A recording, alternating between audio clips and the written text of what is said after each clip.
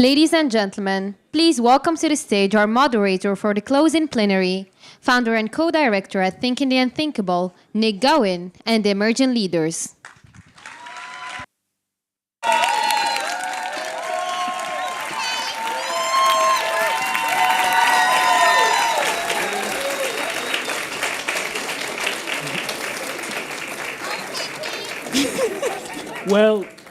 Well, that is the session. Thank you very much for coming. We've done well. It was the briefest session I've ever done. Welcome to you all. We're going to do this with the emerging leaders and then have a pick-up on what we were doing 2 days ago, which was trying to hear from you the kind of things that you're taking away from this. Now, let me remind you, it shows how nimble and agile we are. When Renato said, we must engage the young, then you will prosper. So you're all going to be prospering because we're engaging the young. And we're talking about emerging leaders. We're not talking about youth. Youth is up to 24, depending on which definition, up to 30, maybe up to 35. This is people who are already leading in their own way, emerging leaders, and that's the way you should look at it. It's a much better definition. And let me tell you, that even though I'm sitting here and you've given us all a round of applause, yes, I am moderating this, but I'm hoping that all I'm going to be is a nudger in chief. If they don't go down the right track, I'll just keep gently pushing them. I may even walk off the platform and leave it to them. So it's that kind of, it shows how much power and influence they really have. But Daniela, let me come to you, because you sat over there yesterday and laid down very clearly how you felt about the voices not being heard so far here at AD. Yes, I did. And thank you. First of all, thank you to Atlantic Dialogues for hosting this incredible platform. And to all of my wonderful panelists who I've been with for the past week. Yesterday I was a tad controversial, I'll say. Less than normal, but you know. So my name is Daniela Lakaja. I'm a barrister, I'm a photographer, a filmmaker, a retired Olympic athlete, and I'm the founder and CEO of the Soli Group. And I say all this not because it's a terribly impressive list, even though it is. I say all this That's only because, half of it. Thank you, yes, no, I could go on, but we do have time constraints. I say this because this panel, we've decided amongst ourselves, is about our personal stories of leadership, our paths as to how we got here today, and our hopes and our shared hopes for the future. So my first point here is, what is it about age that disqualifies us, not from the participation, because we are very clearly here participating, but from the integration into these spaces? I said yesterday that we are having a conversation about youth and about the hopes for the future, and yet there was no... You still want to call it youth?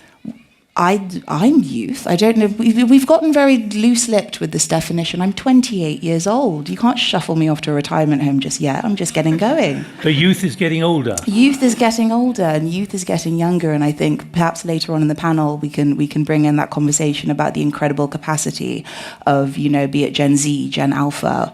But for me, right now, I'm going to call myself youth in this moment. We'll move back to emerging leaders shortly. But what I really wanted to talk about is we need to start having these intergenerational dialogues.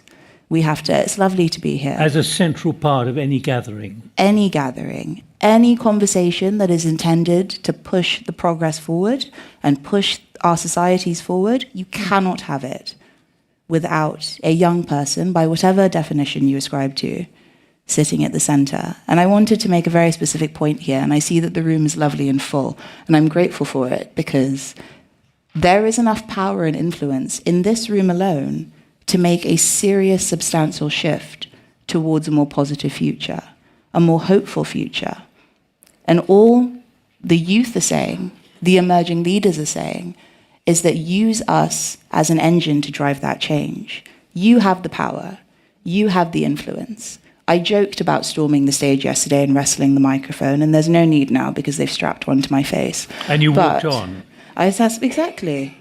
But, you know, we are an engine. We have the capacity, we have the force, we have the energy. We are just asking for you to stand behind us and lend a bit of that power to the effort. Let's pause there, can we? Because all of you said, we've had a great time. You said you were laughing, you were having fun. There was instant camaraderie, and behind me, somewhere are 36 of you as well. And it's been that kind of 3 or 4 days. And I lectured to you 2 days ago. But the point is, you have been selected by the other 36, and that's why you're sitting up here. They haven't been forgotten about, but you're voicing the kind of things that they're thinking as well. Let's just hear from everyone else. Rafael. Yes. Thank you. Thank you very much. Can you hear me? Yeah. Hi, I'm Rafael. I'm Brazilian. I don't have the same CV of my colleague. I can call myself a mediocre athlete, though. I like to go for runs, but I currently work for a team called Global Response at Meta, which is responsible for preparing the company for periods of escalated tension, so crisis, elections. And prior to that, I was working for an NGO understanding the role of social media in elections, but not in the global north, basically in countries that were undergoing democratic transition. So Southeast Asia, north of Africa, my home country, Brazil, who underwent a democratic transition 30 years ago. My job didn't exist when I started studying, and I think it speaks a lot to the world that we live in right now. The skills that I had to learn needed to be completely adaptable to a world that we cannot predict, right? So we don't have the tools right now with the degrees that we did 10, 20, 30 years ago to respond to the challenges that we have nowadays. And I think when we talk about new leadership, when we talk about young people bringing something new or different to the table, is the fact that the world is changing in a way that it's very hard for us to predict. I think your panel, Thinking the Unthinkable, says a lot about that, of how can we be empowered with the tools to be a good leader in a moment of complete volatility. Let's be clear. Are you thinking you're wanting to emerge, you are emerging, or you have now emerged? I think leadership for me, it's a lot like what I see myself. I'm in a position of influence. Whether I'm leading or not, I lead some parts, I influence others. I think one learning of the type of job that I do, I'm at the intersection between technical people, engineers, policy people that come from different backgrounds, and I act as a translator between different type of people. I think the way that we see leadership in that environment is how are we able to influence people in an environment where we don't have the full knowledge of the situation. So I do lead in certain aspects. I believe that leadership is a daily thing. So you've emerged? In many ways, yes. Other ways, no. Asma, right, let's come to you. You can tell us your age and what you're doing. But it's very inappropriate. No, it's very appropriate because I've written it down and I said I'd say it if you don't say it. But okay. It's the same. We've got in the emerging leaders ages up to 35, and it's important that people realise that it's not about undergraduates and so on. This is about those of you who've got significant experience. You deal with hundreds of billions of dollars and euros each day. Well, okay. So to answer your first question, I'm in my Jesus year, so you can Google that. I can give you an indication. I'm definitely under 35, but above 30. So I work as an international development professional. I have over a decade of experience in water sector, water resources management. I've worked in civil society, UN agencies, multilateral development bank, and that's where I'm currently working, overseeing portfolios of hundreds of millions and billions of US dollars in investments across Africa, sub-Saharan Africa, South Asia, Southeast Asia, the Pacific. And I have to say, I stopped looking at myself as a young leader because I was in those spaces when I was in civil society. Now I'm in love with the word emergent leader. I don't know who coined this, but I'm going to start using it in my daily life. And I don't think, like you asked Raphael, I think of myself as constantly emergent because there are days where I feel like I'm a great leader. There are days where I'm like, I think I'm going to be a follower. And so just to bring back, I mean, I know that I have a baby face. And yesterday, for instance, when I asked the question on how can we invest in increasing attractiveness of, for instance, educational institutions in the South, in the global South, the response that I got was student-professor response. And I was like, I know that I look young, but I'm not a student anymore. And it does happen to me when I go into meetings with senior government officials, and they often think I'm the translator or the secretary. So I think it's also the What perception. do you say to them? Well, the moment I start speaking up, they know who's talking and who's in charge, basically. So then there is a shift. But I think there is a default setting that like senior fellows or senior people in different institutions, they go into when they meet someone that looks young. Okay, Sika, you're from South Africa. Tell us about yourself. Thank you. Siba Spahle, by the way, is my name. Hello, everyone. I'm Spahle Makadla. I'm a development economics from South Africa. I have 10 plus years of work experience promoting financial inclusion, job creation, and gender equity in my country. I'm the typical case study of what intergenerational mobility in terms of economic income looks like. So in terms of my background, I come from a very disadvantaged background, but what has helped me in terms of obviously kind of leveling up in my schooling, in my work or what have you, yes, I did the work, yes, I went to the right schools, but what helped me is the role of my mentors in the journey. I was mentored, sponsored, and supported by people who do not look like me. Mainly, I will say it frankly, older white males who showed me how to actually talk the talk, speak the speak, and use the tool set that I have in order to be able to access environments and spaces that I had no idea even existed for myself. So why am I here? When we talk about intergenerational dialogue, we're talking about, yes, getting ideas from those who are ahead of us, but also getting the support on how to actually walk this journey. In my language, isiXhosa, we say, indlela ibuzwa kwabaphambili. The path is shown, directed by those who are ahead of you. And the reason I'm here is that I'm here to actually get the opportunity. We are here to say, yes, we have the ideas and the strength, we are the engine, but we actually need the toolbox to be able to travail this very uncertain world with the wisdom and the financial capital in order to sustain it. Just to be clear, do you think you've emerged? I am emerging. I feel like, yes, I've reached a certain level in terms of my influence and impact, but I feel like I could do way more if I had the right people behind me, backing me, and opening those doors for me. So we're all learning all the time. Swapnil. Please. Thank you very much, Nick. Hi, everyone. My name is Swapnil. I'm an AI researcher at MIT and Boston University. I run a nonprofit focused on digital trust, trying to combat disinformation all around 6 countries in the world. And I run a healthcare startup focused on India and Bangladesh. Today I'm here to come here and ask you a very simple question with this thesis that small things lead to large changes. Show of hands if you remember the title of your undergraduate thesis. Right? We're not going to ask you. Now keep your hands up if you think maybe 3 other people know about your undergraduate thesis.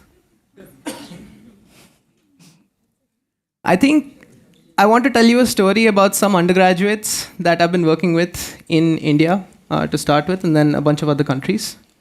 These undergraduates, they went through an 8 or 9 month kind of program on responsible computing education that we put together. At the end of this program, the outcomes have been that these undergraduates have, through their coursework, fought foreign interference operations where Twitter and Meta opened up investigations, and this is public information, but like they've taken down a bunch of those accounts. So we had people on the cybersecurity panel here talking about foreign interference. These are undergraduates. They're doing research. It is having real-world impact.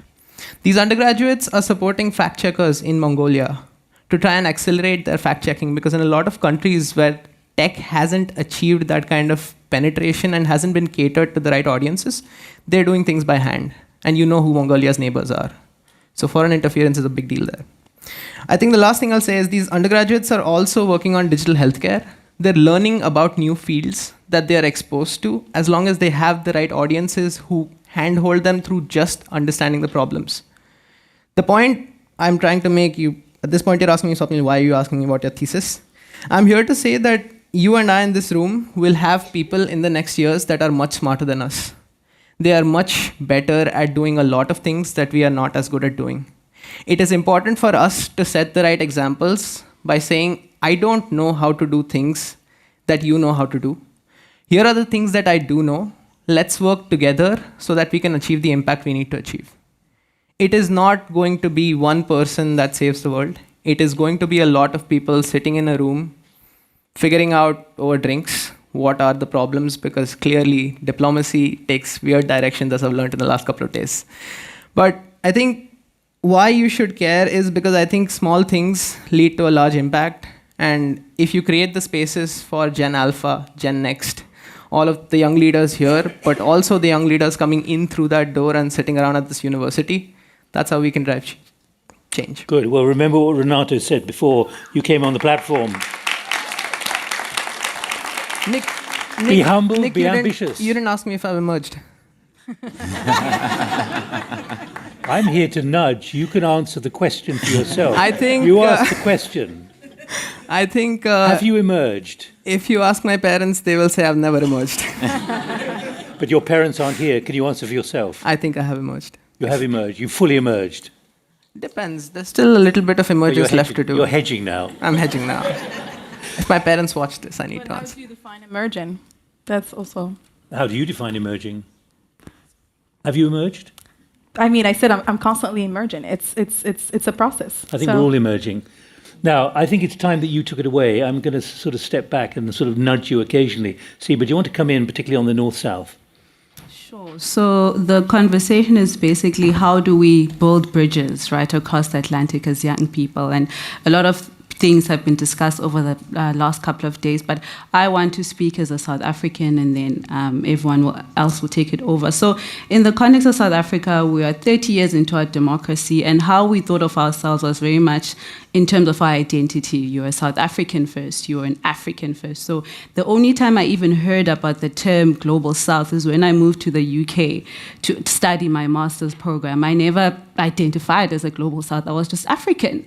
So now you enter into these conversations about, you know, who does what, who collaborates with who. But in terms of building bridges, I think what's important is building that mutual understanding of the other. And when I say other country, other nation, other region. It doesn't actually need to mean north or south. And what's a huge part of that is a curiosity or interest, right?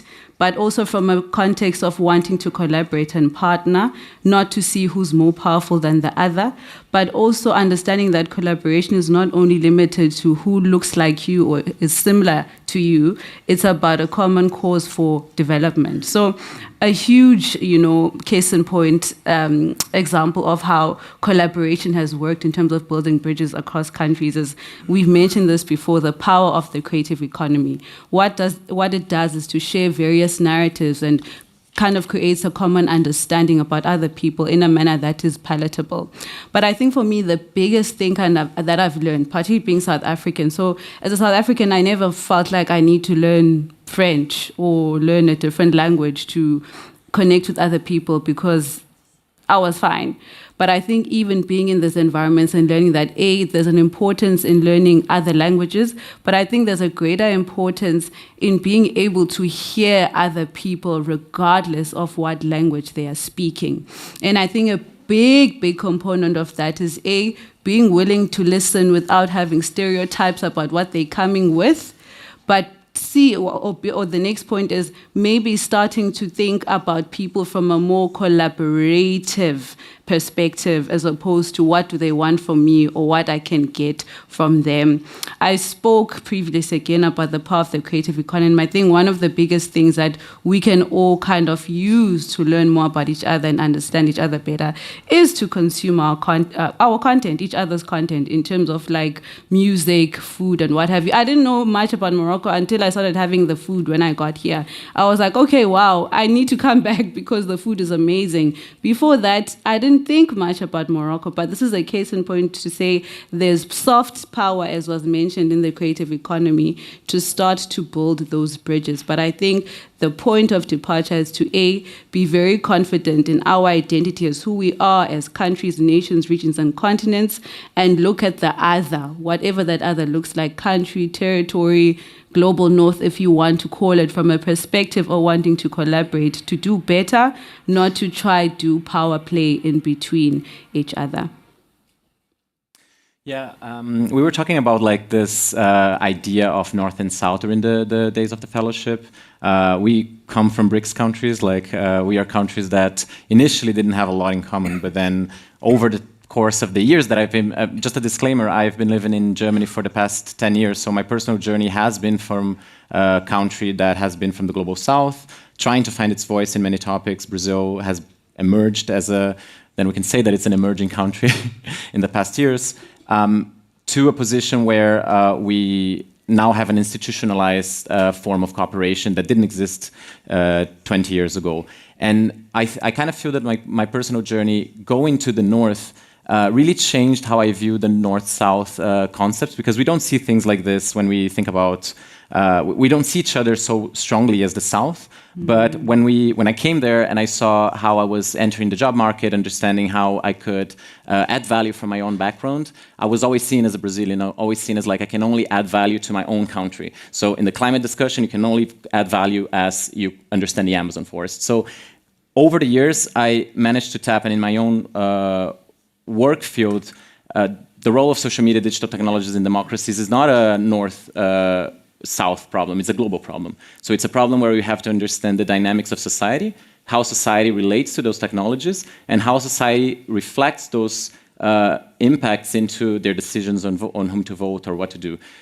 This is a global problem, and I think trying to get the argument of like, why your example, why your background, why your voice in that field matters, and why you can add value to that particular discourse is really important, because otherwise I've been often in rooms in the beginning of my career where I was the only non-European, I was the only one coming from a different background, and also the youngest one in the room. I saw a lot of value to be there, and I also I'm grateful for the fact of people who allow me to be there, so mentors that actually put me there in that situation, because they understood that I had something to add in that discussion. Nowadays, we see that it's a global problem. Everybody understands that this is a shared responsibility between different sectors, but also different countries. But I just wanted to tap into this element of like how not only your example or your context matters to the global, and how do you tap into the global discussion and make sure that this is showing the relevance for the bigger picture, and showcasing that really being young in some circumstances matter a lot. I think we were talking to Asma about that because there are parallels. She works with infrastructure internationally, and there are elements that we kind of like found in common. So I would love to hear from her how you see those kind of dynamics happening also in the same in your field. And I think I should just say you have chosen to talk about North-South. I didn't have anything to do with that, particularly after what Jacques Attali said sitting here yesterday. He said he thought the idea of North and South was anachronistic, and Southfulness was being discussed, but this is your choice to be talking about it.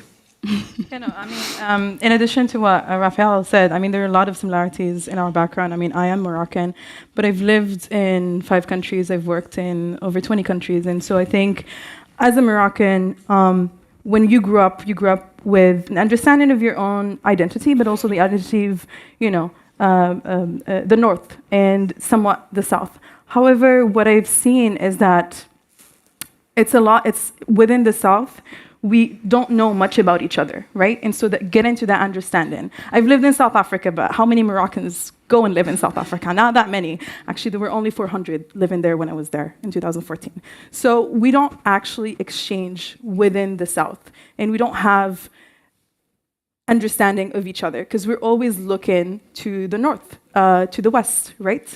And on the other hand, the North doesn't necessarily take the time to get to know Africa or Latin America. It's very rare unless you have research or like you've lived in those. But the global perception is usually negative when you look towards the South, and I see it in my everyday job.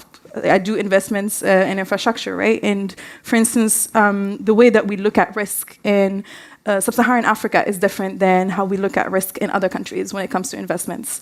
I do see the importance of having representation.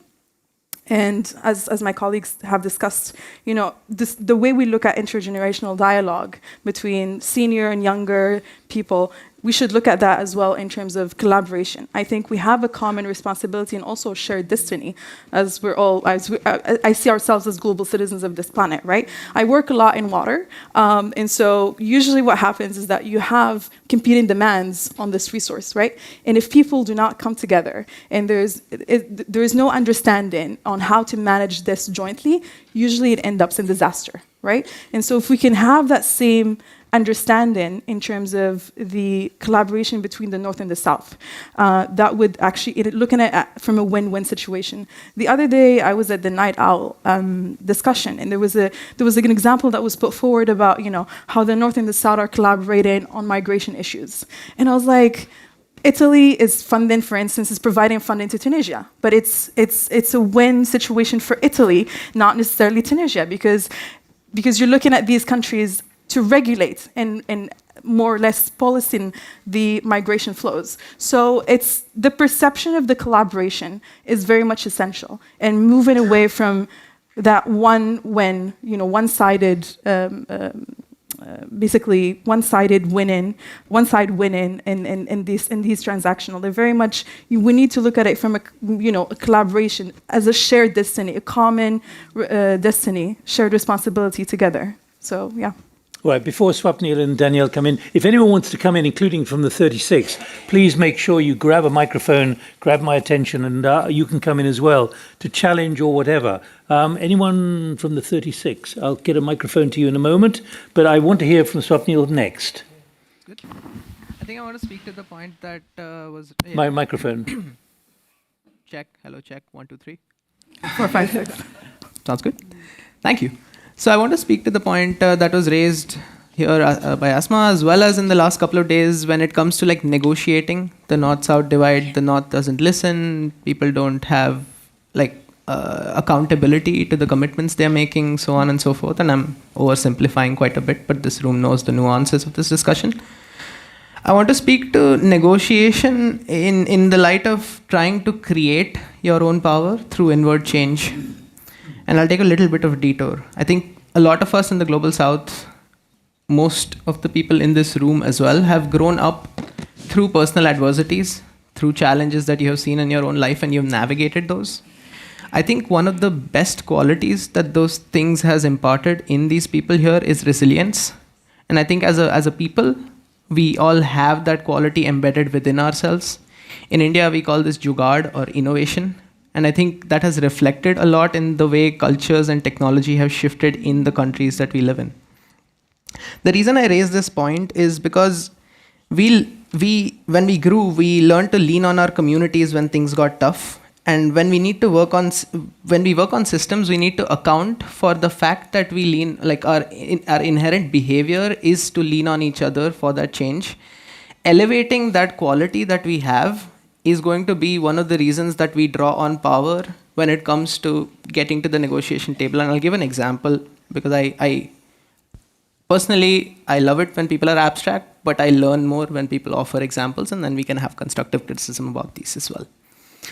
I think 7 years ago, there was a small group of African AI researchers that started a conference and started gathering a few folks together. I forget where it was, but the year I attended in 2018, it was in South Africa. This was called the Deep Learning Indaba.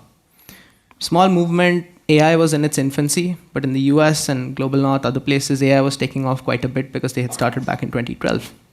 Despite the slower start, today, this community has grown out to over 800 attendees every year. It is the largest gathering of African researchers in machine learning.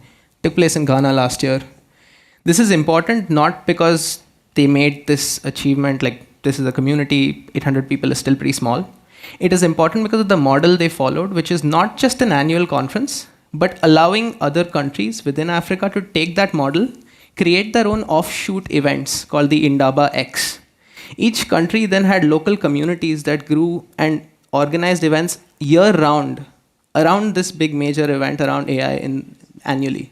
Today, most major tech companies actually support the deep learning in Daba. Today, there are centers of innovation set up around largely, and I'm going to make a strong claim here, you can refute this, but like due to the social connections that grew out around this trust that we have a community. We have people here, there is a resource, we need to come to these countries to have those resources activated and not take resources out of those countries and have them in the global north. I think these kinds of models like that we speak about, it's important because I think the global south has had technology thrust upon them rather than built with them. And today we see all of these nice headlines of like, this new AI model has 100 million users, fastest growing AI product. Great. Where are the next 5 billion users coming from? They're going to have to acknowledge that the majority of population is going to be in the countries that are the global majority. And for that, they need to come to the global majority and build with them. And they are doing that because it is business friendly, it is incentives aligned, it is important for the local people. I'll leave you with this one thought. I think a lot of the emerging leaders are here today because a lot of things worked out for us. We got a little bit lucky. I think luck is not a systemic change that we can rely on to ensure that we build a better tomorrow. We need better institutions to support the voices that otherwise would lose out if they hadn't gotten lucky. Thank you. Sorry, if I may just jump on that point. I know, Danielle. I think the Atlantic Dialogue is really a good place to foster that conversation, right? I think that's the purpose why it was created. But at the same time, I mean, I work a lot on concrete things. So I was thinking at the end of this, what's happening? Like, is it just reconvening every year to come and like foster that collaboration and that having that conversation? But I'm also thinking, why not have some sort of marketplace? And this is an idea that was floated yesterday with one of the participants here. A marketplace. A marketplace for Who's selling projects. to who? Oh, I think it was it the Chancellor of Nigerian University? Yeah. Oh yeah, he's there. He can speak up afterwards. Yeah. But I thought it was really interesting because most of the investment forums that I go to, there's usually like these places where you sit down in a boardroom meeting and you have discussions on projects and kind of like, take it forward, right? If we can have something in the future, it's just a proposal. You can take it or leave it, but I think it would be helpful to kind of go beyond just like conversation. Conversation is great, but if we have a call for action afterwards... So you're talking about a community and a process? Yes, but also, for instance, like the issue of increasing attractiveness of education institutions in the South to increase exchanges among these universities. Why not have some sort of, MOUs between universities from Latin America and Africa as a result of this event? Like thinking of concrete actions that we could take forward, whether it's cross-South collaboration or North-South collaboration. So, yeah. Hey. Yeah, I mean, are we pointing? No, I mean, I absolutely agree. And I think this is now very funny because these are my two concrete, practical, solution-oriented, emerging leaders. And I'm now going to, Swapnil, abstract us up a little bit as we sort of bring this session, I would say not to a close, because I think this is an ongoing conversation that we need to keep having, both in and out of this room. I am available to debate, argue, anybody, at any point. But I'm really glad, Siba, you brought up something really important, which is the creative economy. And I wanted to touch on that as well. A lot of the work I do has to do with storytelling, and it has to do with strategic narrative and the ways in which we portray ourselves and which the ways the rest of the world portrays us. And a really big conversation that we've had in a couple of convenings during these dialogues, both for the emerging leaders and also in the plenary sessions, is this question of almost the nomenclature of global South and global North, and how that intertwines and how that interlinks. And I find it very interesting because I was at a dinner party a while ago with someone, and I had said something global South, and they said I don't want to do that. They said I'm not a part of the global South, and I said fine. And they looked at me and they went, what? And I said, you don't have to be. And I said, it's a choice. And something that I think is incredibly important, and something that I have picked up in my dealings with people much younger than I, don't worry, the proper youth, shall we say, is that for the first time, especially coming out of this COVID era, where there was very much a sense that, oh dear God, we really are on our own, there's a sense of identification and self-determination. And young people are coming up and they're saying, yeah, we are a part of the global South, or we are a part of the global majority, or we are a part of the new South, whatever you want to call it. Communities are not mutually exclusive. I am Nigerian. I am also British, as you can very clearly tell. I'm also Fijian. I have led a very scattered life. And I belong to all of those places equally. They all hold equal sway over my heart. You cannot take someone's identity from them. It is 2024, knocking on 2025. Gone are the days where a power gets to step in and say, actually, no, that's not who you are. Self-determination, to my mind, is one of the most powerful tools that we have developed as a modern society. And just to return to that point on creative economy, as a photographer and a filmmaker, and general storyteller, professional yapper occasionally, we've talked a lot about, the return on investment for our creative economies, what it brings back, what we can send out into the world. The most important return on investment for our creative economies is our identity. There are young people coming up behind us, young people of 18, children of 10, 11. Siba and I, we had this conversation earlier. I never used to wear my hair like this. Why? Because the perception around it was that it was messy. It was unkempt. The questions would come at school. What are you going to do with your hair for picture day? Are you going to braid it? Are you going to straighten it? And at the end of the day, I'm now sitting here at 28 on, a very prestigious stage with my hair in full bloom. And I think I look great. You do. Yes, no. I love the humbleness. Oh, thank you. Listen, the You're world. a great first follower. And you know what? The world will try and humble you. It's not up to you to humble yourself in certain spaces, let's be clear. But if by wearing my hair like this, and by speaking in public spaces, and yes, at times appearing on camera like this, there is a little girl who's coming up behind me saying, no, I want to wear my hair out for picture day, then I think my job is done. And I think if we all held that mentality over our imagery, over our narrative, over the way that we step into this world, it would be a much better place, much faster than current projections show. So in that vein of communities and identity, we said before, we are 5 on this stage, and we are 36 more in this room, and we are billions and billions around the world of all of them emerging leaders in their own right, in their own spheres. But we are going to set an example for both those younger than us and older, and we are going to cede some of our time to the other emerging leaders in this room, who we unfortunately could not get up on the stage, but we are going to give them a microphone. We are now. Yes. Oh, we are not now. We are. We are, yes. But I need to just raise the prospect of everyone being able to talk about their hairstyle, whether that actually contributes to being a great leader. I think it does, to be honest. I mean, Nick, you are doing a fantastic job. I would not have followed you out with such energy had you not styled yourself so wonderfully this morning. Let's move on.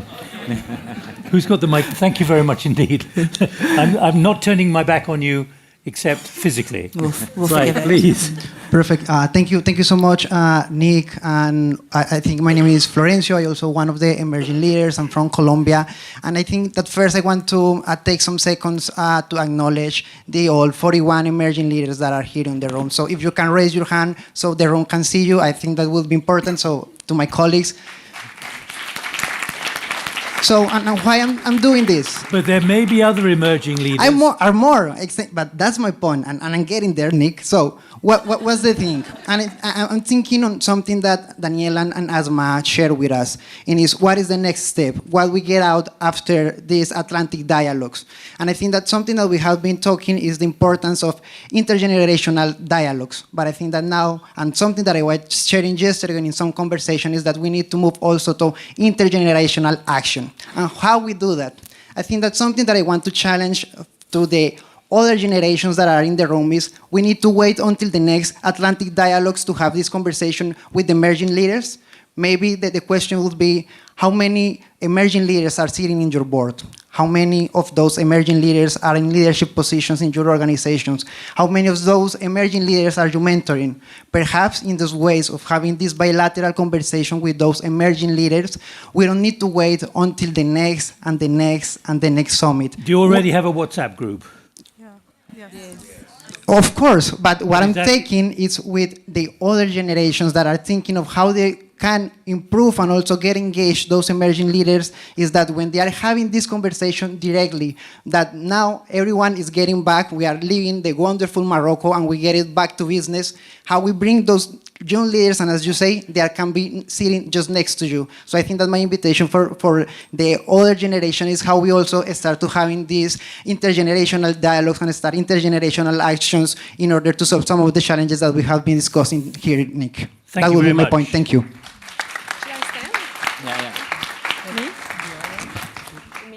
Oh, is this working? Tell us who you are. I'll stand. I'm Eduarda Zogby. I'm from Brazil as well. And I like to tell people that I've been working with climate since I was 12 years old. Very early on, I knew I was interested in climate change and later in the energy sector. And I just really resonate with what a few of our representatives here have spoken about, which is it's very hard to democratize access to education when you come from the global south, meaning that back in the day, there weren't a lot of jobs or even courses for me to study climate, which forces many of us to go and study abroad. And while we study abroad, we learn a lot, we create new bonds, but very often we feel lonely.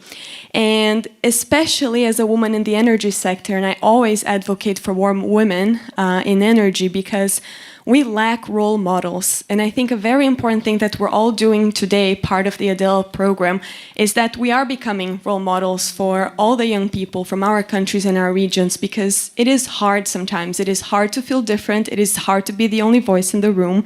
So I wanted to leave the audience with 2 questions. We heard a lot about the importance of young people opening doors, breaking doors, and how much we hold responsibility. But then my question is, how are you opening doors for young people in your organizations, in your lives? Are you setting up time for mentorship conversations? Are you giving them visibility? Because in the energy sector, what I notice is that there's no lack of women. There's just lack of a platform and lack of visibility for those women.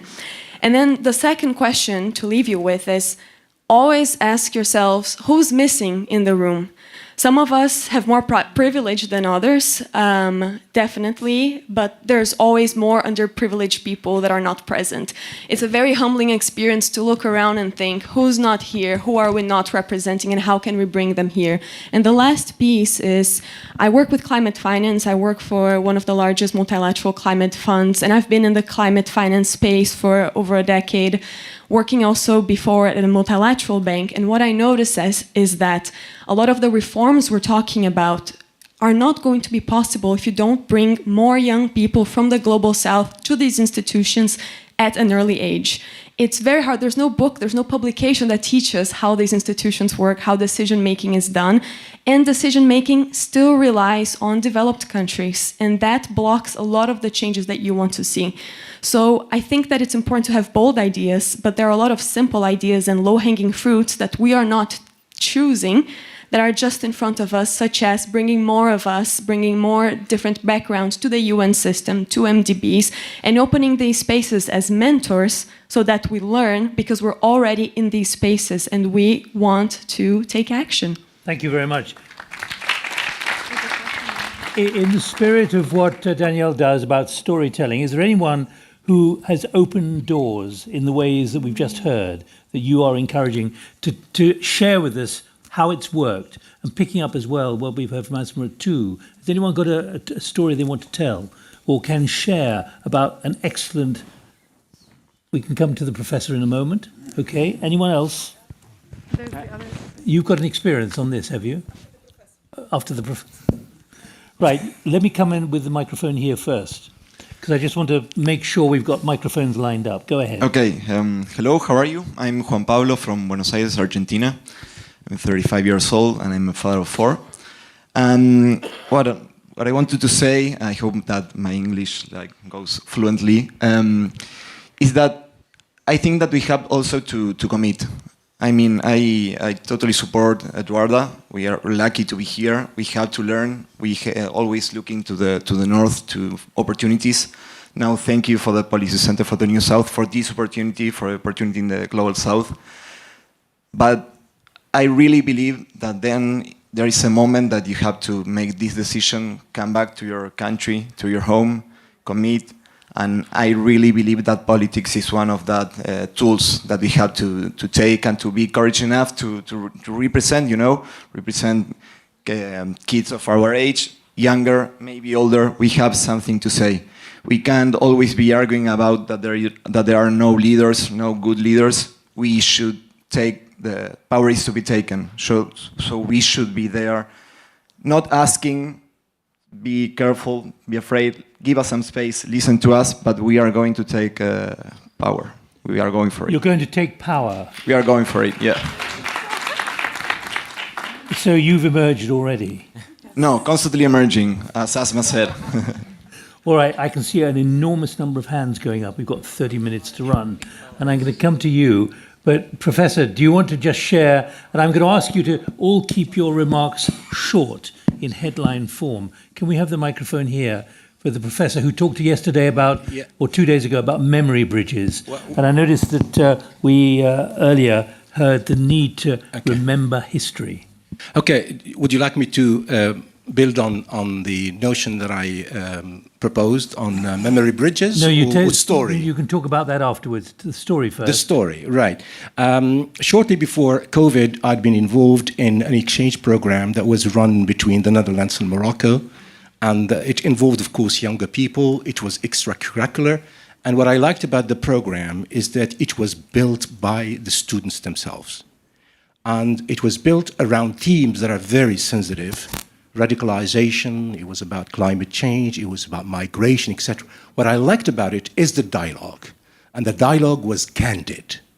And sometimes, as an advisor, I would leave the room and let them really have a candid conversation.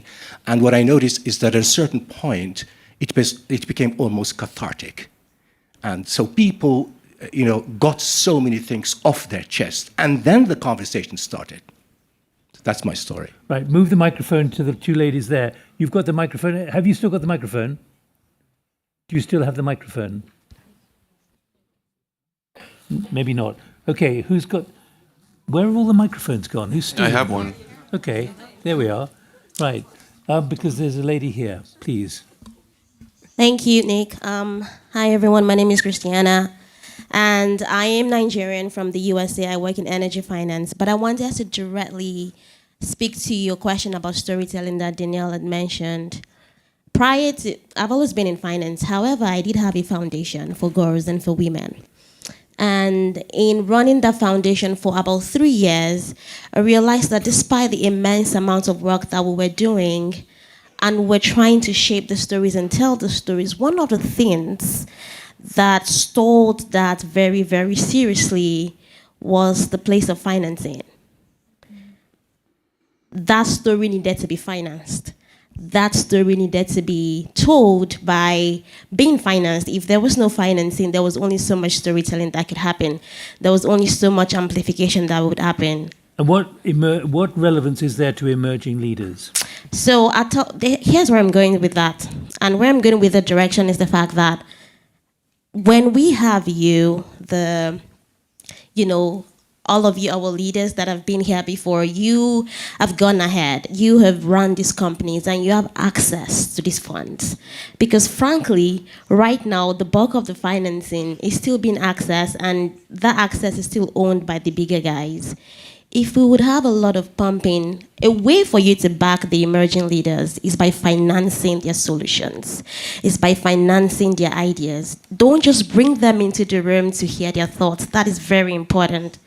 But when they bring those ideas to the table, do you finance them? Do you back them? Now, because as you all know, finance is the ultimate leverage. We can keep talking from now to the end of the days. If those ideas, those bold ideas we're asking for, if they are not financed, they will go nowhere. The story dies. Let's leave it there for the moment. Do any of you want to pick it up? Yes, that's okay. Is this working? Okay. Yes. As someone who's working in finance, I totally agree with you.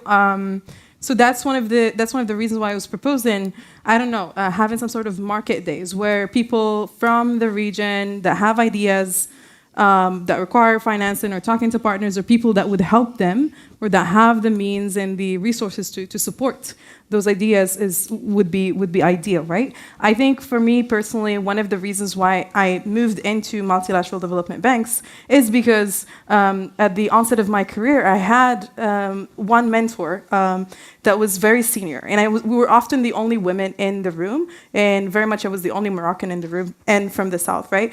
And so her advice to me was, if you want to have any impact, whether it's in the water sector, in the climate sector, you need to follow the financing. That's where you can see you can make a lot of the impact. So that's kind of influenced my career trajectory, is having a mentor like that kind of guided me towards this direction. And I agree with you, Chrissy. Siba. So one of the things that I do is I'm a career coach. We know that in Africa, unemployment is pretty high. So I coach young people aged 18 to about 35, unemployed, employed, the whole spectrum, and aspiring entrepreneurs. So one of the things is, even when the funding is available, they do not know how to communicate the value of their business and their work in a manner that signals that they are the person to be invested in. So what I've started doing is I've actually linked them with people who are in power, the CEOs, the people who know how to talk scale and financing in order to be able to understand what that looks like. So I think a call to action for people in the room here is that if you are connected to young people that you can mentor to even know how to communicate and speak in a manner that can actually access and sustain these resources, please offer your time. Really quickly, I just want to hop in on that, and that's excellent advice. But one of what I found working in, the reality is that we do need money to fuel these ideas. It's all hope and all of the belief in the world. But what Steve was saying is you need experience into how to get the money. Absolutely, and what I was going to say was offer a little bit of advice. Something that I have found is that if you look for what would be considered unconventional sources of funding, so typically in these spaces, all of us think tankers, NGOs, we look for grants or we look for partner organizations to come in. And the reality is that the bulk of the funding that has come through for Soli, for my organization, to fuel our initiatives, has come from partnering with brands. And the brand space, specifically for young people, and specifically as I look at the emerging leaders sitting here, for those of us who are building community, is an incredible resource to access. They are looking for markets to access. They are looking for Global South markets to access as though, and this is actively practical advice because I have several emails sitting in my inbox to this tune at the moment about, right, you've got a community that you've built, and it is a dance. Remain authentic to yourself, keep your mission on point, but recognize that we do not always have to go through a 6-month process to wait for a grant to get an idea off the ground. If you have an in, if you know somebody who has an in at a company, I've partnered with brands like Nike, like On Running, Technogym, to get sort of initiatives up and off the ground a lot quicker than they would have traditionally. Do you have to compromise? I am quite a personality, I would say, so I've gotten away with it so far. But I think what do you mean gotten away with it? This is recorded. You're public. Well, in that case, I've committed myself to a greater good. And whatever I've done no, I'm joking. What I will say, there is always give and take. You cannot go to somebody and say, give me money, and they go, okay, and up opens the pot. But it is always worth having an honest dialogue, and more importantly, knowing where your boundaries are, knowing what your points are. Thank you. All right. Let's get the microphone. There are 3 ladies there. 2 ladies. Hilary as well. No, now, let me yeah. go to Yeah, this. You're opening the door for us. Yes, We want thank your you. experience. Thank you very much. So my name is Asma. Disclaimer, there is two Asmas actually here, one for the Asian Infrastructure Development Bank and one for European Development Bank, in case you have any question on financing. So I just want to... Is there anyone else called Asma in the room? Yes. Oh, there are. Basically, no, there is two things. So I would like to answer the experience, but also at the same time, just answer also, as well my colleagues, Swapnil, on that. The experience is, he was saying that we are lucky enough that we've been able to go through this immersion leading program.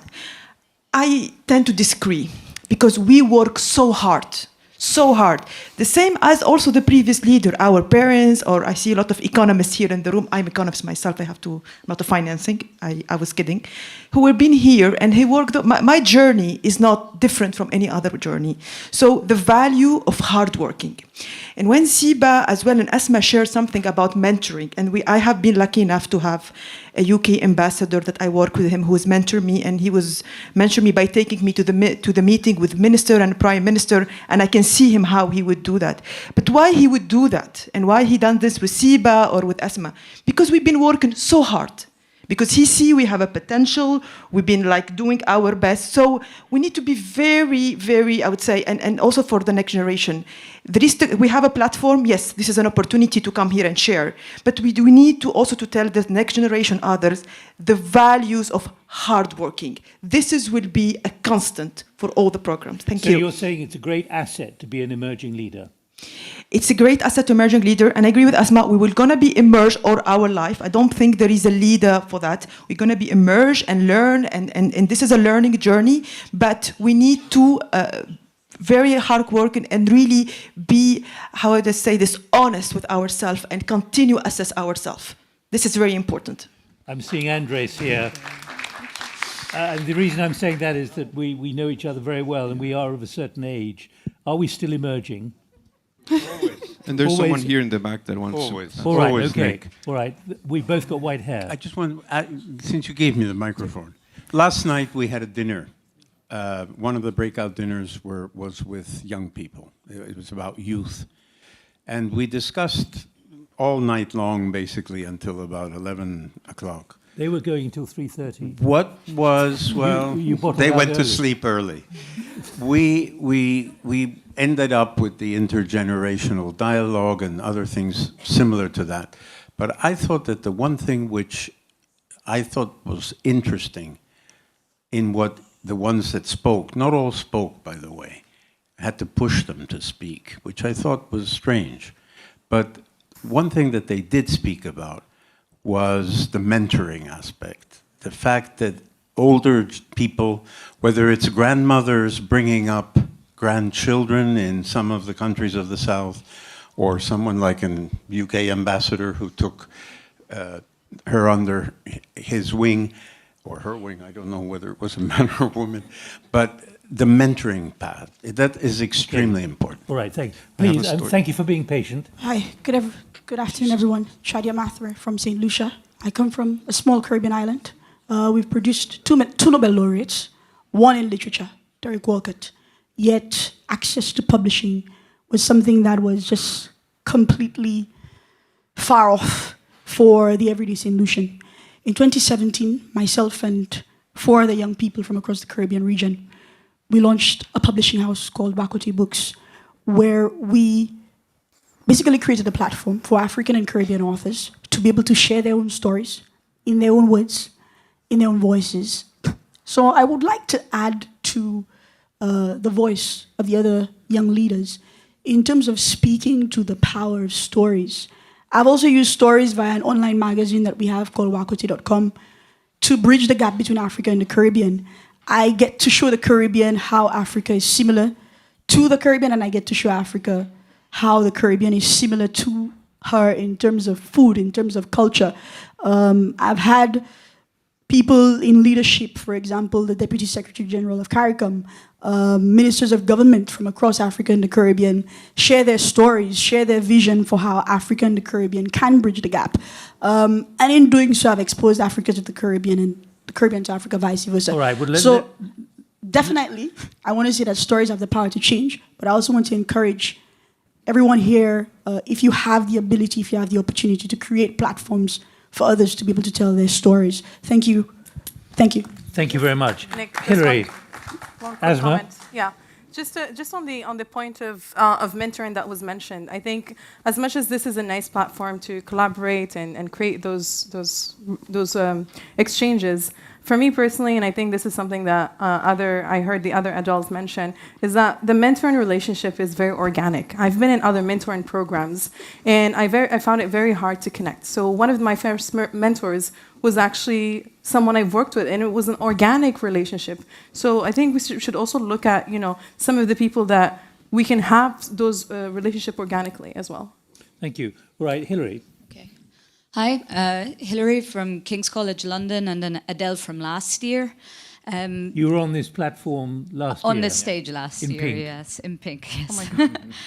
So just, it's an interesting point that you keep raising about emerging or emerged, because I do agree that I think it's a continual process. As I'm a senior lecturer at a university, so I teach my students, but I'm here learning myself, and I think all of us continue to learn. But the question that I would have to the panel and to the room is to think about in what spaces do you try to go there and understand others. So just a quick poll. Hands up if you are on TikTok. Hands down if you're an Adele. Let me see how many hands are still up in the room. So this is the platform that is most being used by the demographic from 18 to 25. And we are always asking ourselves, we have a problem with recruitment for the armed forces, or if we have a problem with disinformation, trying to understand why are people susceptible. Well, if we're trying to understand these things, why aren't we going in the spaces where young people are to understand where they are? So it doesn't have to be TikTok. I'm not saying everyone go out there and make a TikTok, but what I'm saying is ask yourself, are you going into spaces to have these conversations that are not just limited to a conference, and in what positions can you go and try to have this dialogue? And I think I'd love to hear a bit more from Rafael about the work that you do at Meta to try to bridge this gap. Hillary, is there one more challenge you can put with hands up and so on, which speaks to what you're getting at here? Hands up if you've worked, your organization has hired and paid an intern under 30 in the past few months. Good, I'll send all my students to you in the next few years. Thank you. Could you put the microphone way back? So there are people behind. Yes, there are. I'm conscious. Please come in, Rafael. Yeah, no, thanks for this question, Hillary. That touched upon a point that I think defined my career in many times. Like my father, in the 90s, he was a web designer, so I was among the first to have a computer in my house. And I remember him being extremely curious about how I was using internet, first of all, he was the first having Facebook, he was the first having, my father has TikTok, I don't. So it's really someone who's extremely instigated by new technologies and how young people are interacting. I think a lot of that defined my career, this curiosity about how the world is changing, how do we connect with new generations. I have a 16-year-old brother who has 30,000 followers on TikTok. When I look at his content, I don't understand anything, but it's really about, I don't need to be there, and personally I'm not, mainly because I want to keep my social media at a minimum. You've gone beyond emerging, you've come to aging. Yeah, aging. We all get there. You're an aging leader.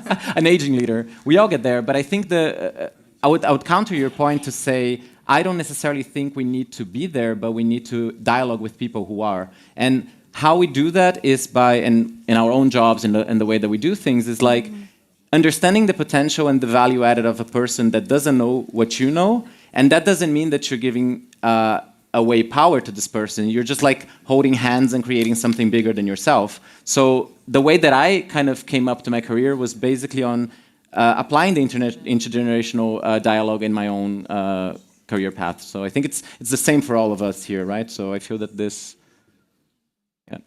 I think two or 3 points were raised that I want to touch upon. I think one of those points is, let's start with Hillary's point. I think you don't necessarily need to have to be on TikTok to understand how TikTok works. You need to create space on your team for people who can do that for you.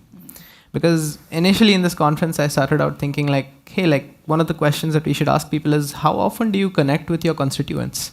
And what I mean is actually go there, sit and talk with them and understand how their lives are going. And I realized very quickly that, like, as a politician or as a world leader, you don't necessarily have the time to do that for all the kinds of people that are present in your constituencies. And you create a space for those people on your team who can do that for you. Then, very quickly, the next question emerges: what happens when those people challenge your perceptions of the world? Are you creating the space where there is a possibility to challenge your worldview? And how do you respond to those challenges when someone actually comes up and says, hey, you know what, you might be wrong about this thing? A lot of times the discussion about mis and disinformation comes down to you are right and I am wrong. And I think if we create better spaces for just there to be uncertainty, it doesn't have to get to a point of fake news. It can just be, I might be wrong, let me give you a chance to correct me, and let's have a discussion about what evidence there exists to solve this problem. I think AI companies are dealing with the same issue where they're like, we have hyped this technology up to a point where people now believe that this is the only thing that is going to give me the right answer. AI will not give you the right answer 100% of the time. I would go so far as to say less than 50% of the time for a lot of hard questions that you will ask. Because there is no question in the world that will always have evidence and the evidence will always remain the same simply because technology reinvents itself. What is true today may be false tomorrow. And there is always this potential for someone to come in and say, you were wrong yesterday. And that changes the way we interact if we always focus on what is true and what is false. I think there needs to be a space for uncertainty in conversations we have. In 7 minutes, I'm going to ask you, each, the five of you, to come up with one big idea which you will be taking away as an emerging leader from this week, not just from tonight, but from this week. The big thing which you will think about beyond the flight when you get back to wherever you're based, and what can be shared as well with those sitting in the room. Please, you've got the microphone, and then the lady at the back. You go first. Okay, real quick, if I may talk about mentors as well. I think if anyone leaves this room without having a mentor, not having a mentee, or having a mentee already, is doing something really, really wrong, and we need to change that. Good mentors are friends. Should I ask how many people want to be mentors? No. That I don't think that's the right question. Is what are you gonna do to get a mentee after after we leave here, or if you have one, how can you include more? All right. To be honest. Okay. Is that it? No. I'm just gonna be real quick. Good mentors are friends, good mentors are connectors, and good mentors are also role models. And I want to give a quick shout out to one of my mentors, Duncan Woon, over there. I went through a really rough time in 2019, and basically Duncan is the one that convinced me to do the undergrad. Then I nagged him in DC, and he became a good mentor and helped me not only professionally but as a friend. And I wouldn't be here without his help and his mentorship. And we need more Duncans out there, and we need to be like him as well. Yeah, thank you. Come to you in a moment. Are you Duncan? You're Duncan. Yeah, I can see you now. Okay. Yes, thank you, Nick. Hang on. Whoa. At the back. Yeah. First. I have the mic. Thank you. Thank you, Nick. And so I'm Asma. I'm one of the many Asmas in the room, and I'm from the 2018 cohort. And my question to you, and also to the whole team, I think that from 2018 and before, we've been having the same panel, discussing the same issue. And today, I thought that the closing plenary was about wider Atlantic challenges. Let me just finish. The script is very different. Yeah, but it was about wider Atlantic challenges viewed by emerging leaders. Now we're talking about intergenerational leadership, intergenerational perspective, mentorship, and so on. And differently, now the mic is handed to the younger people in the audience, and the conversation is no more about war or climate or other Atlantic challenges. It's about another subject, which is really the intergenerational dynamic and perspective. And because it was the elephant in the room since the beginning of the 3 days. So my questions to you, from your perspective, so that we don't repeat the same format maybe from next year's, concretely, what are your recommendations for this amazing team that is hosting this beautiful event, so that intergenerational perspective is not something, and the topic is also embodied in each and every single conversation that is done there? Can I comment? I think a quick comment on that one. Thank you, Asma. I have two alter egos here. So I think a quick comment is, as much as this is great to have, but it's very much important, as I've attended different panels throughout the last 2 days, is to have, to integrate young speakers. I think it would be the same way we look at gender balance, we should be looking at the age of the speakers, or bringing in a youthful or a different perspective, let's say. Yeah. So I've seen it in other conferences where panels would be labeled a golden panel if they have gender balance, geographical representation, and then balanced age representation. So I think that would be a recommendation probably for the next. Well, think about next year. Think about next year. When actually someone says that you look a year younger. Now, can you just pause one moment? Duncan, can I ask you to take that microphone from just to the right? Just pick up on what he said about mentoring. I'm going to be brutally honest, okay? And it ties in with things that have been said here already. I will mentor young people who put in the effort. I will mentor young people who don't give me a lot of BS about their feelings. I will mentor young people who really want to make a difference and who make the effort to come back time and time again, even if I say no and come back. Diego and I have a fantastic relationship across 2,000 miles because I now live on the other side of the country to him. Every time he's shown up somewhere, I've moved. But we continue, I'm very interested in his trajectory. And honestly, part of it's self-interest. At this point, Diego is incredibly useful to me. It's an investment as much as anything. And I say that as a Gen Xer, we're incredibly pragmatic. We are, quite savage in that sense. And I think that's it. I am interested in people who are going to get shit done. I'm interested in people who are going to make a difference. I'm not interested in people who are going to waste my time. Thank you. Can you just pass the microphone? That's a good one. Use the microphone as you have it. Yes, thank you very much. I'm Marcus. I'm half Spanish, half French. And I wanted to react a bit to what Rafael said. I used to study in Mohammed VI's University 4 years ago in the middle of Bengali, and I was the sole European among 2,000 students. So, and I felt really the way you felt. So let's try to think, is it that a problem of Western mindset or a problem of how identity works? Just to think about it and developing on that. What I saw there was a lot of assumptions also about how the West works and a generalization of how we think, which is true in part, but there's also critical voices within. And this is something that I'm trying to challenge here. And honestly, I have only one request to emerging leaders right now and also to the people here in the room, is that yes, you have totally rights to leave us aside, because we did too for too many years. However, this was a mistake on our side. And I would ask you not to do the same mistake. You have the opportunity to make it right. Thank you. Thank you. Nick, can I please say something? I've been raising my hand for quite some time. Is that okay? Yes. Okay. Hi, everyone. My name is Lilia, and I'm former manager of the Emerging Leaders Program and Community. I also wanted to just give an example. We're talking about intergenerational dialogue of young professionals' empowerment, and I just want to say a word as to what the Policy Center has done for me personally, but then perhaps move it to the emerging leaders. I started off as a volunteer in this program, in this conference in 2014. And for the past 3 years, I've been leading the organization as head coordinator of the Atlantic Dialogues Conference, the conference that all of you are attending here. So it's an example.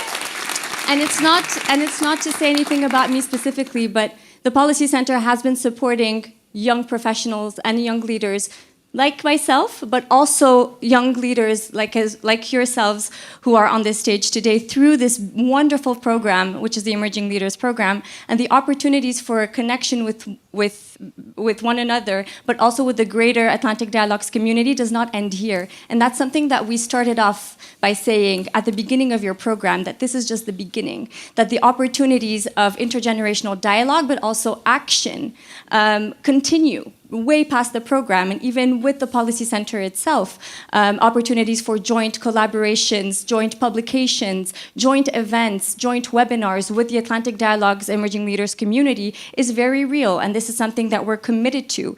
staying engaged with the Atlantic Dialogue's emerging leaders community, making sure that we keep providing that room for intergenerational dialogue and action.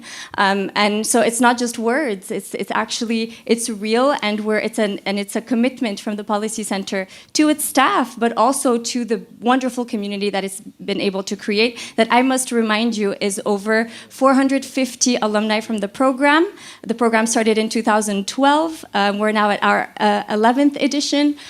So very diverse community, interconnected community of 450 alumni from over 70 countries. And can we,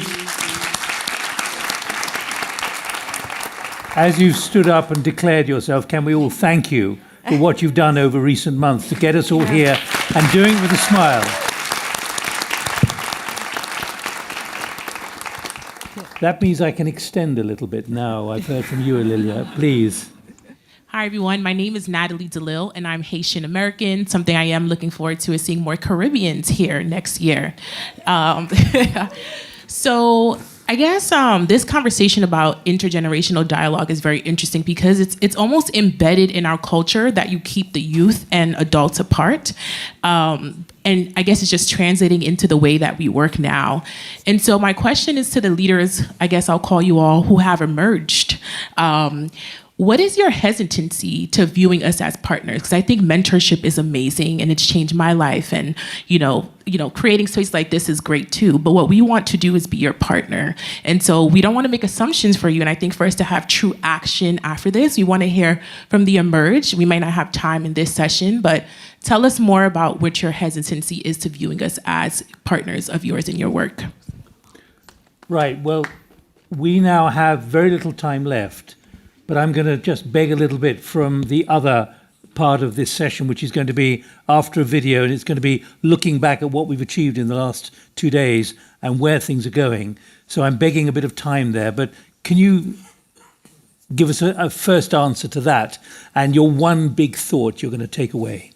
Sure. Answer to that, I'm obviously not older, but in terms of partnership, what I do believe, and I think Diego alluded to this, is the older generation wants to see that we're willing to do the work. We have the grit, the persistence and the resilience to do what it is required to deliver, especially when it comes to bigger projects and bigger initiatives. So I think what's important is that we also signal the fact that we're here to make things happen. I was actually putting my hand up because I wanted to bring up 2 points on behalf of the ADAL group in terms of take-home points. And I think the first thing is that, number one, anyone here who's willing to mentor or partner with any of us, kindly share your business card with me or any of the ADAL cohort, please, after the session.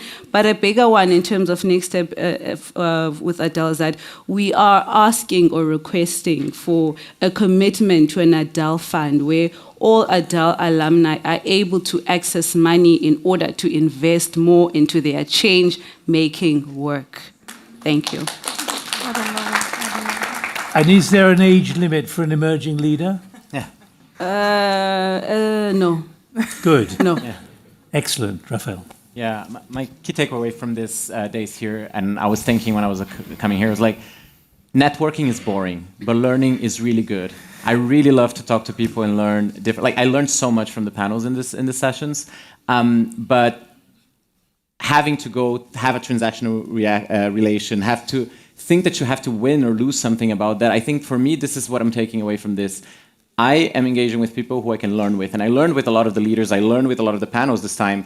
And how can we do that better next time? Maybe speed dating, intergenerational speed dating. Let us know each other from, short moments. Coffee breaks can be a bit more structured. Any ideas that we can actually really engage meaningfully in this without having to, search for something. I think in my career, the most frustrating part was to go after people that I wanted to talk for career purposes. Luckily, I don't need or I'm not willing to do that at this point. I'm looking for people who I can learn with. I've been to the dinner around the Middle East crisis. It was such an amazing dinner. I learned so much. Let's go more for that and less for going after people, trying to find transactions between the relationships that we build here and actually get to know each other. So that's my idea. Swapnil. I will say that there are a lot of people in this room that bring lessons from history. There are a lot of people in this room who are motivated to work for the present. The future doesn't work without both of these two groups getting together. For me, the lessons that I've learned is change is slow, change is painful, change often takes place in unexpected ways, but change is coming. If we don't work together, it's going to get ahead of us, and then we don't control it anymore. Thanks. Remember what Renato said earlier, read as much history as you can. Asma. Yes, I think for me, first of all, I just want to give a huge shout out to Fadila, the two Majdas, for making the adult program happen. It was, to be honest, I've done many fellowships in the past, but this was the most intense. From 8 a.m. till 11 p.m. I'm not complaining. I enjoyed it. As Raphael said, I think for me, it was the learning from everyone. The content, the people that came here, and I would like to second what Raphael mentioned about having more structured integration of the Adele future cohorts, whether it's in the setup of the agenda or in the having networking, and also like I'm a very big proponent of the suggestion that was made over dinner last night to have something come out, a call for action for the Atlantic Dialogues to create concrete partnerships between different organizations. Thank you very much indeed. Danielle, last thought. Do you still feel you need to storm the stage?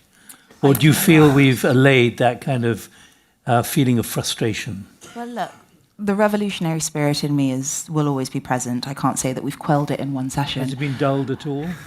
Slightly, possibly. I've had a wonderful time. But no, I think my one big idea and my one big takeaway from all of this is, I think, would be, as Asma said, a call to action to all of the policymakers in the audience, to all of the leaders. Find your artists. One of my favorite aspects about this conference has been the artistry, has been the beautiful artwork displayed around this university. Even as we look up at the screen, the background is absolutely stunning.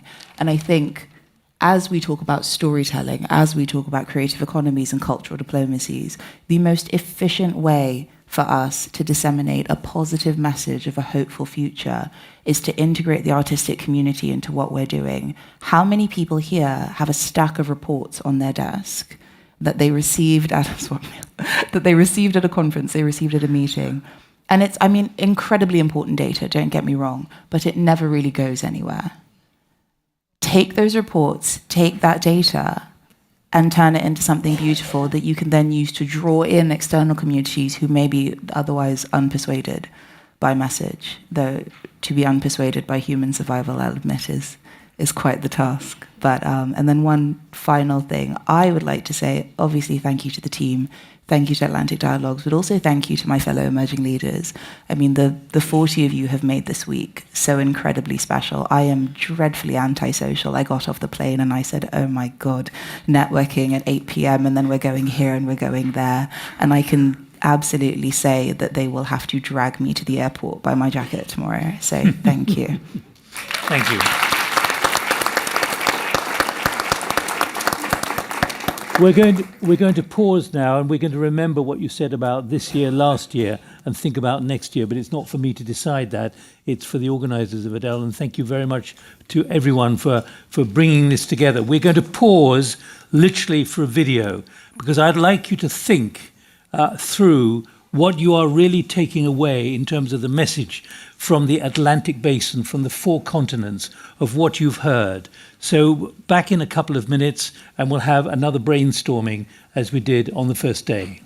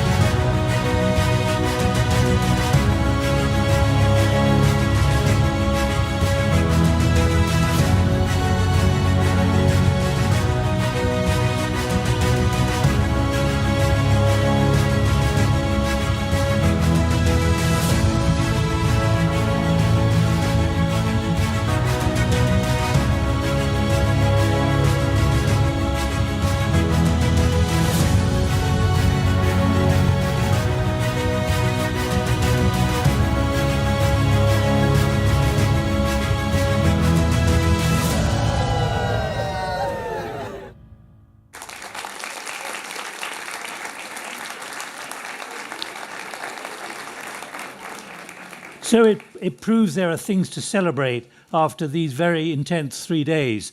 I'd like you to feel you can contribute in the same spirit as you did 2 days ago. And I've got notes from that, and particularly the professor, talking about the memory bridges from 2 days ago. And come to you first, if I may. But anyone else want to come in? We've got about 25 minutes, and then Karim will be here to pull together his view of where we are, where we've got to, and where in this extraordinary location. I've been in many conference locations. This is amazing. It's like a television studio. But feel how intimate it's been for all of us to feel we're actually building relationships because of the way the circular environment has created that feeling of intimacy. Professor, first, a microphone to you. Who else would like to come in? Please, Mats. We'll go to... Yeah, thank you, Nick. I'm reminding you, as I did half an hour ago, that you talked about the need for memory bridges. Absolutely. I was talking to a friend earlier who is a marine biologist, and he told me that the Atlantic has a memory. And I said... What does that mean? Well, I'm explaining. He said, but how long is this memory span? He said 20 years. So water has memory, but the kind of memory that I'm speaking about is actually memory that is much deeper than that. So if you look at the history of the Atlantic, of course, there is bitter memory, and there has been, of course, trauma, etc. And then the only way to actually kind of recover that memory and you use it for reconciliation is to build educational programs that would bring people together from all these countries who will be coming, of course, with different cultural baggages, with different legacies, and with different experiences, and then achieves some sort of, well, we talk about common ground. And they would engage, of course, in a dialogue. But remember that dialogue, and I was trained, of course, as a critical theorist, according to Russian theorist Bakhtin, dialogue happens at the border. And the more we actually relax the borders, and the more we make them actually elastic, the better. That's when the conversation, of course, happens. We need to remember, and I heard this, on the night owl that I took part in, people were speaking about the only way to palliate for fragmentation is to look for commonalities, for common grounds, etc., for shared things. This is all interesting, but we actually live in a world where people would like to enjoy their difference. And the only way for them to feel that they are valorized for who they are is not to really, is to actually be recognized for how different they are. I'm sorry to say that, yes, fragmentation is here to stay, and we might actually... Do you think it's going to deepen? It might deepen. It might deepen. Is that what we should prepare for? Yes, because I believe that this is a postmodern condition, and our best shot, of course, is to come to some sort of collage. We are, as the French would say, on est dans une logique de composition, and that's why in the first panel we spoke about how we should really reconcile ourselves with our identity, which is multiple, which is, of course, fragmented, which is, of course, hyphenated. And the fact that we come to an identity is, of course, that, as one of the emerging leaders said, compound is the result, of course, of memory. So I think that memory could, if we could recover it, that would lead us to some sort of constructive dialogue. I'm going to pick you up just for 1 minute, because we talked yesterday about your work in post-colonialism. Yes. And you talked there about hyphenation. Yes. Post-colonialism or post-colonialism. Yes. Is that something that still hangs over the region? Yes, because I think when you actually write the word post-colonial with a hyphen, it is very reductive. If you really present it as a dehyphenated word, then you have to explore the deep backwash of history and even expect the spillover of that history to the modern period. I mean, look what happened with the Black Lives Matter movement. I mean, it started off in America and then it spilled over to Europe. But of course, there is a deep memory there that we should, of course, come to terms with. Thank you. Mats Carlson. After this very uplifting, spirited discussion where we all feel good, I'm sorry, I have to say something that is hard. Could I check if everyone feels good? You are the moderator. Who feels good? Positive? I've got to say, who feels bad or negative? Mats, you're almost right. You're in a minority of two, I think. I'm not negative at this. Last year we had a fantastic conference which gave birth to the fragmentation word that we are now using.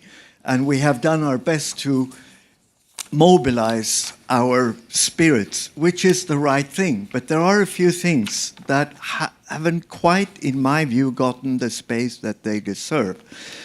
But I really would like Nick not to formulate them in a negative way. I'm just saying that we need to be aware that there is a struggle ahead of us.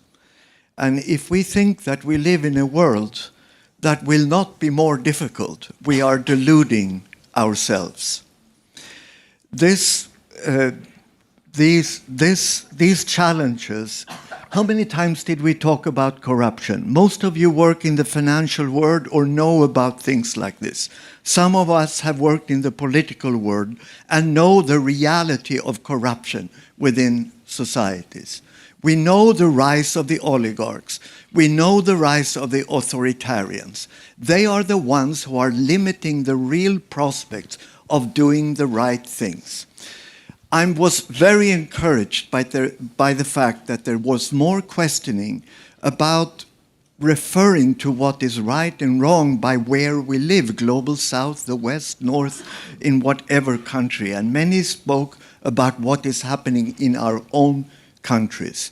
And as we see, as I see in Europe, just talking for Europe for once, that the fight for law, justice, norms, values was one of the things we talked the most about. And the truth, science, in contrast to corruption, the loss of trust in facts, and how governance will be based in the future on that. It's quite dramatic.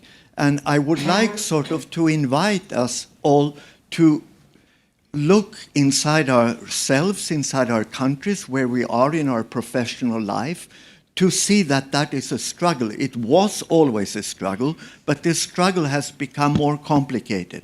And just to take one example from today, South Korea. Here was a corrupt authoritarian that tried to overcome the constitution, and the people overthrew him by constitutional means. In Georgia, there were elections, but these elections were called democratic, but they were undermined by political power from outside. This is what is happening. So I encourage you all to, go away with the spirit of possibility that you just showed. But I am convinced that the struggle will be even more complicated in the future, and you would do right to guard yourselves against corruption, oligarchs, and authoritarian leaders. Thank you. I still remember, I think I quoted it on the first day, what the Polish Prime Minister said at the Munich Security Conference almost 3 years ago. He said, we've come to the end of 2 decades of a geopolitical nap, a geopolitical sleep. In other words, the new realities are very sharp. Please, have you got the microphone? Yes, please. Thank you, Nick. My name is Ambassador Muhammadu Ka from the Gambia, the Ambassador of Gambia at Geneva. I will be very short. This has been quite yet a very brilliant engagement in a very complex world that we live in. What I wanted to walk away here with is still the open question of the importance of constructive dialogue, but anchored in listening. We can dialogue as much as we want, but without active listening, meaningfully, we will still have a dialogue that will continue to be a mirage. And I think some of the emerging leaders have raised that question. Are we continually going to meet and dialogue? And I think the missing link is how do we address the issue of active listening moving forward. And secondly, the centrality of trust. And I think the last speaker did touch on that. And I think we need to underscore that meaningful and substantive dialogues have to be anchored in trust and the truth.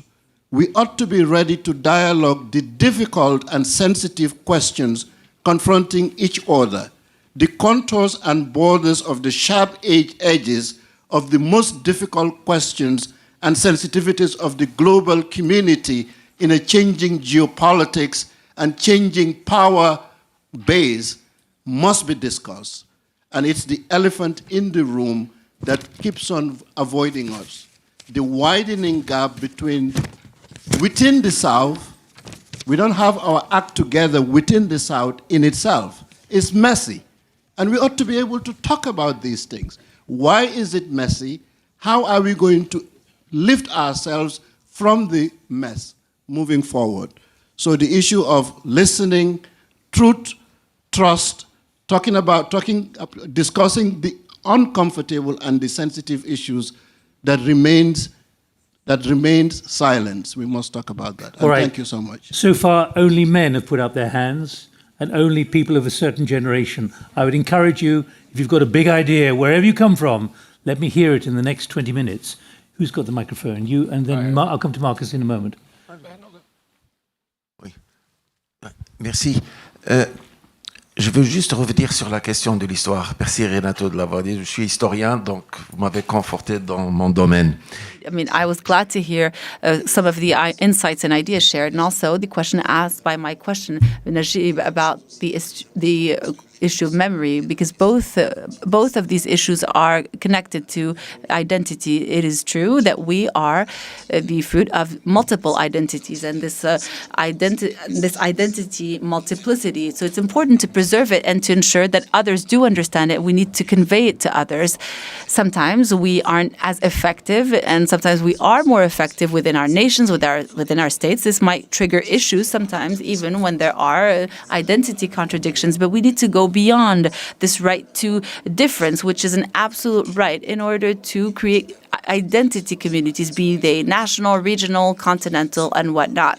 This will, in fact, allow us to better understand history and memory, because both aspects are different. Memory is dynamic, it is evolving, it is personal, and can be community-based, and can even be imagined and imaginary, and can also be a construction or collective construction to substantiate the present. But the history is a fact, is there. And the President and the Chair, Karim, mentioned that issues should not be swept under the rug. Otherwise, this might result in a mountain of dust, and which...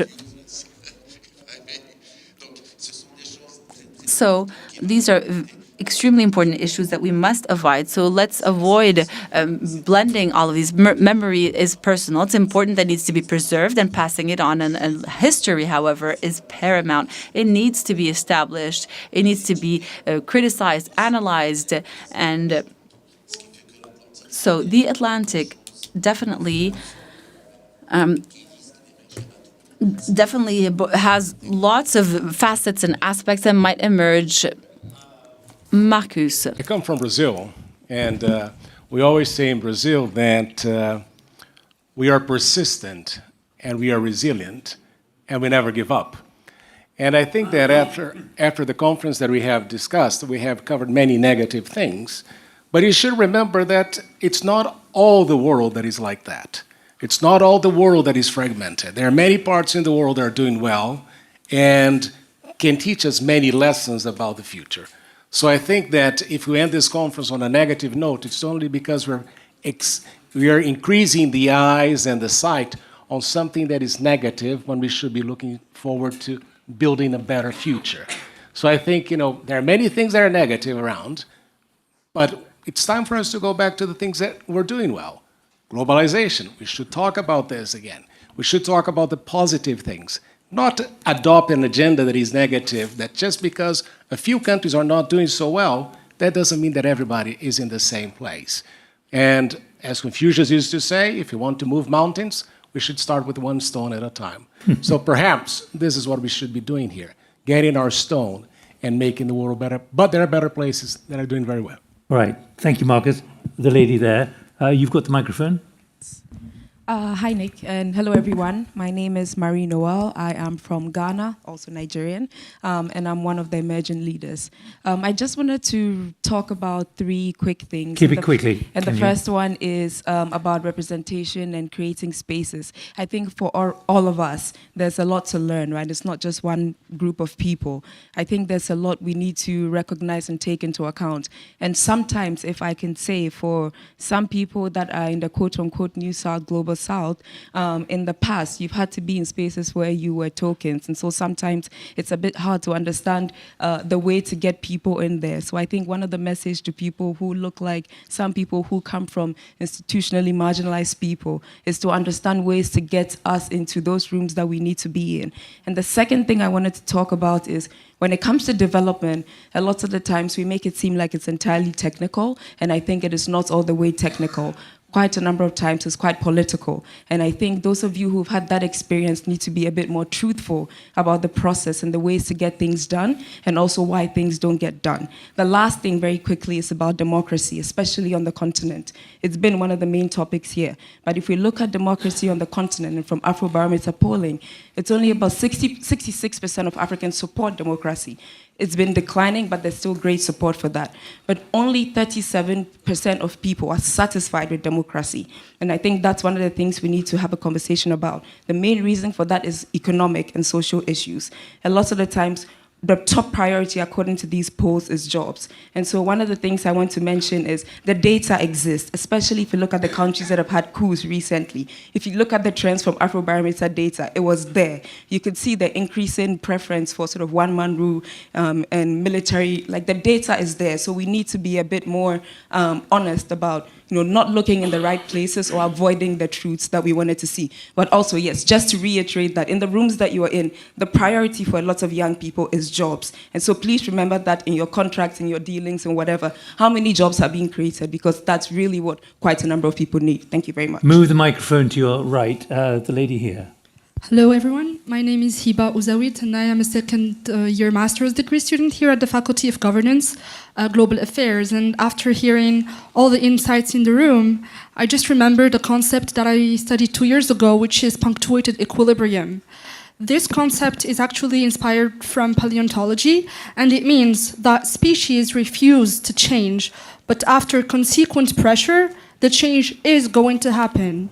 And thus, I think smart are the people who are aware of that moment of change, who are aware of the critical juncture, and smarter the people who take advantage of that for their side and to create opportunities. I think we need to take advantage of this and make it a movement instead of just a moment. We need to believe in the movement of this Atlantic dialogues, and we need to believe in it to be able to actually create concrete opportunities in that direction. Thank you very much. Please, then we'll get the microphone here.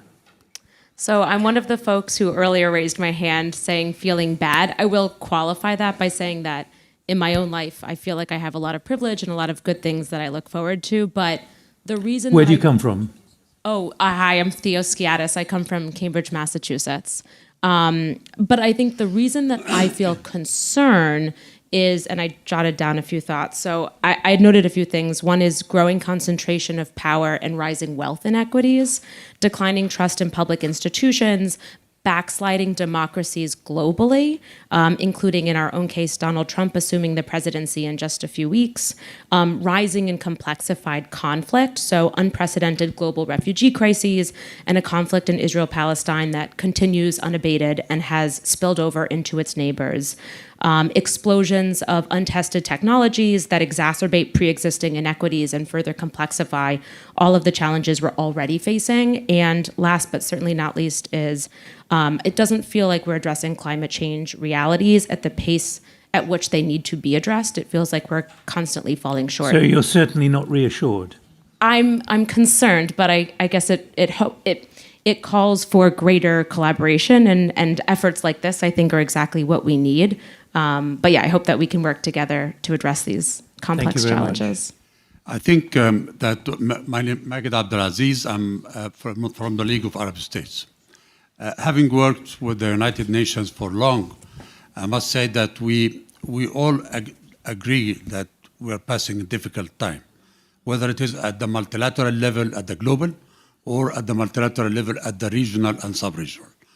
And I wish that we have much more link between this work, good work that we are doing here, and the work that is done at the global level. The United Nations just met in September, heads of states and government. They made commitments in the Pact of the Future. They made 56 concrete commitments, and they made commitments in 2 further actions. One of them in Global Digital Compact, addressing AI and addressing technologies, and one of them is Declaration of the Future Generation. Concrete actions for the leaders and for and commitments. I wish that such excellent NGOs like the ones that were having the panel before follow behind the leaders and push for the implementation of those commitments. Do you think the kind of leaders we've heard from today, emblematic of a new generation, are in a position to change politics, to change leadership, or do they have to conform and therefore neutralize the advantage they might bring? I think even at their current stage, they might change. They might do the effect. The UN is opening its doors for NGOs, for young generations. We are appointing a special envoy for future generations. That's going to be a young man or woman, I don't know. And it is going to be done soon. And there is going to be a strong drive for youth and women at the same time. We have to worry, though, that come January the 20th or shortly after that, there will be a rather firm executive order from the White House saying that funding of the United Nations is going to be cut considerably. The United Nations can live without the 25% that the United States pay. And the United Nations can move to Geneva or to some other place. Thank you. I want to use the power of storytelling and bring home the point that we have to start from our own homes when it comes to enabling leadership. My dad, he taught me driving when I was 14. At that time, I was in high school, and none of the boys in my high school would drive. And they would come to me and say, "Oh my God, you drive. Wow, nobody else does, not even boys in our class." And that's when my dad, I remember, since then my dad has been enabling me through these small things. And he would never imagine that, after a decade or so, he would have created a leader. So the point that I want to bring home is that it starts at home with your sons, with your daughters. Yes, of course, professionally at the level of UN, World Bank, blah, blah, but at home with your kids first. That's all. Thank you very much. Je vous remercie. Je voudrais... I thank you. I would like to first salute the youth present today. The debates have been stimulating and full of energy, but also responsible. And I think the challenges that we deal with today in this complex world related to security and other issues are all relevant to us. But today, our youth and the new generation is ready to deal with that. But we must also ask them and urge them to be more confident. And I remember when I was about to pass the Sciences Po Bordeaux test to prepare for that test. I wasn't prepared by any mentor. I relied on myself and my hard work. It's important to be confident and to believe in yourself. I actually succeeded at passing that test, and I was admitted into the university. And I would like to tell everyone that I come from a modest background, but I have fought for my own country and the education system, access to greater education system. This is something that we need to do. And finally, in terms of multilateral cooperation, I would like to encourage the Policy Center to think about how we could contribute in any modest way in terms of publications and research projects in partnership with their students, asking ourselves how we could cooperate with our youth. Tell me, that is the bulk of my remark. Thank you. Who feels confident? Tell us about your confidence. Are we over pessimistic? Are we over negative? One of you must have an idea. Emerging leaders silent. Good. Who's got a hand up? Please. Okay. Stay where you are. Oh, okay. I think Okay. It's working. check again. Yeah, It's always me. it's good. Okay. I think I'm confident in the abilities of the upcoming generation and upcoming, again, we can debate definitions. You are the upcoming generation. I tried being polite in third person. But I'm confident in our abilities because we understand the problems, which is, I think, one step towards solving them. I'm confident in our abilities because we are able to have a very uncomfortable discussion that could not have been had in many rooms. In the last 3 days, if you step back, right, we have had a conversation about where and when to involve youth, why or why not youth was involved in the process, and we've actually figured out at least some parts of solution to try and involve them. If we can arrive at that kind of model within 3 days with people from, I don't know how many nationalities here in this stage, then I think we have enough reason to be confident that there is a solution out there, or there are solutions out there that we can tap into to move towards a better future. I must say, in my lecture on, when was it? I've lost track of the day. Which day are we? Friday, Thursday, Saturday. On Thursday morning, with 41 of you, I got a feeling very strongly you have the measure of what is happening.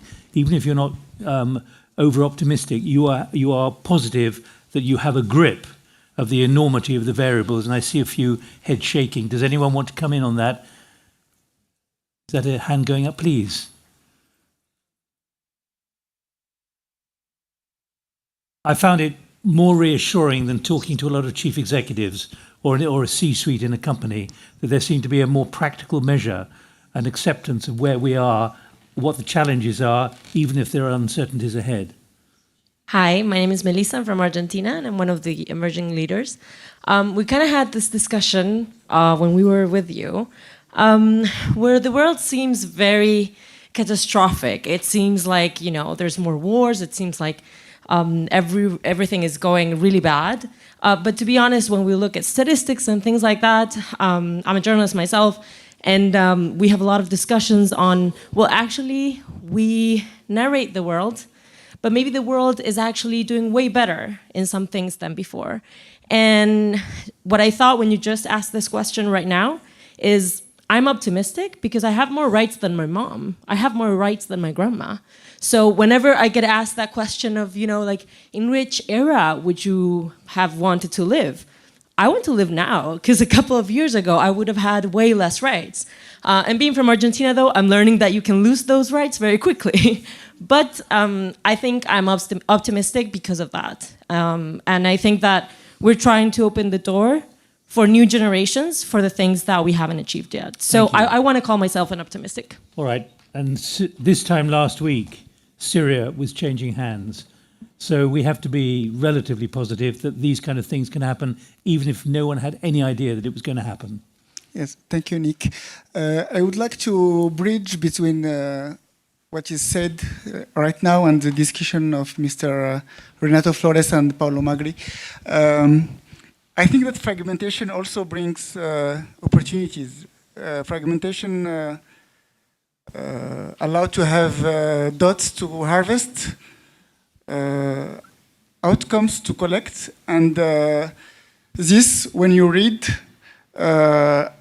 allows you to get the trunk of yourself as a tree. My colleague took a paleontology metaphor, and I'm taking a biodiversity. So if we consider ourselves like a tree, like trees, getting interest to our history is paying attention to our roots and what we are living. We are making the trunk, and then in all humility, and then our ambitions are the leaves of the tree. So, and this is how we grow by ourselves, and we thrive in our daily life. Thank you. Thank you. Very thoughtful. 3 more interventions, all from women, which is great. Please. Hello, my name is Faye Cowper. I've worked for very large NGOs and very, very, very small NGOs with $30,000 of funding to have very massive missions. And I will say that the most powerful communities that I've been surrounded with are the ones with the least amount of funding. I think that they can make the most amount of change.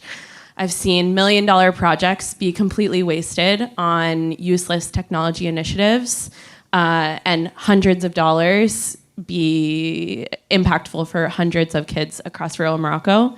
I think that goes to say with a lot of the initiatives that my colleagues are starting, whether it's taking care of kids in Haiti or others that are looking at institutionalizing climate financing, the more that we can finance these community-oriented initiatives, the better off we'll be. Thank you. Please. I think for me, it's just 2 things. Across the 3 days, we've talked a lot about the what and the why, but not so much on the how and the practical models to achieve what we want to see in the wider Atlantic. The second thing is, how can we, within this space, speak less, listen more, act intergenerationally, think systematically, and start to fund the underfunded and remove our privileges, but go deeper into our contextualities. Speak less. Okay. Right. 2 more, and that's it. Is Kareem around? Because I can keep going. But if you'd like to address everybody, but I can't see him. Is he in the green room? He is in the green room. Okay. 2 more interventions, and then that's it. Yes, I'm Luisa. I'm from Colombia, and I want to raise the point about being authentic.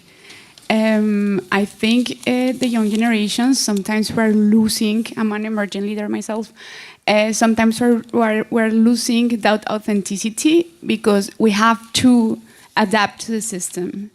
So I think now, and talking from the point of view of a Colombian, we have to keep the authenticity. We are a mixed race. I really enjoy having a lot of conversations about North and South. But at the end, we're a melting pot. So I want to raise that point about being authentic. We are a mixed race. I'm Colombian, 100% blood, but I'm also an Italian. I work for the European Union in Colombia.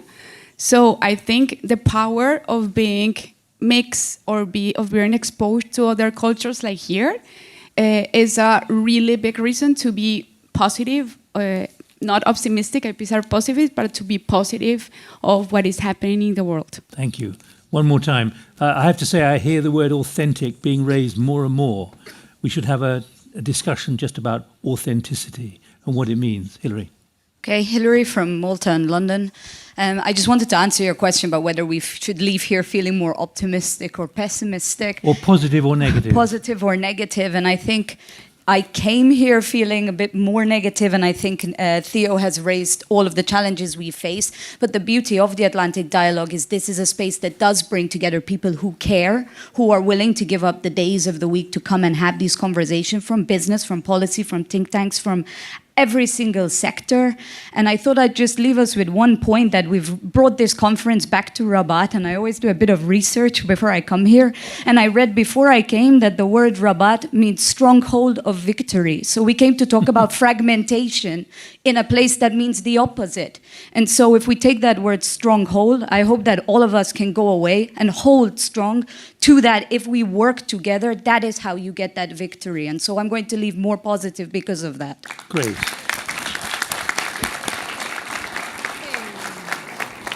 Well, many thanks indeed for all your engagement. I had the easy bit of just standing here and pointing my finger, but everyone who's been involved in inviting you, in managing the fact that you've managed to get here, and we should thank Kareem, who I now see standing there under the screen. Kareem, an enormous thanks to you and your team for everything you've done over many months. Well done.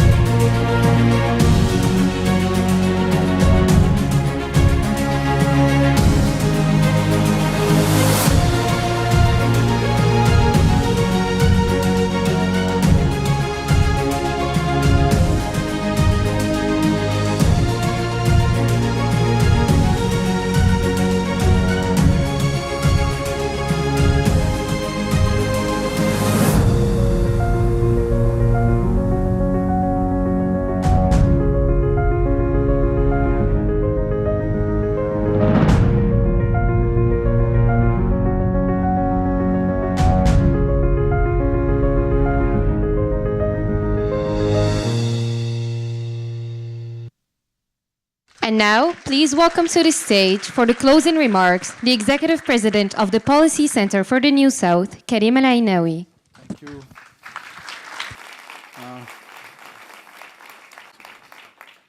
So, thank you, and I would like to recognize Nick, because it's because of you that we have this setup, Nick.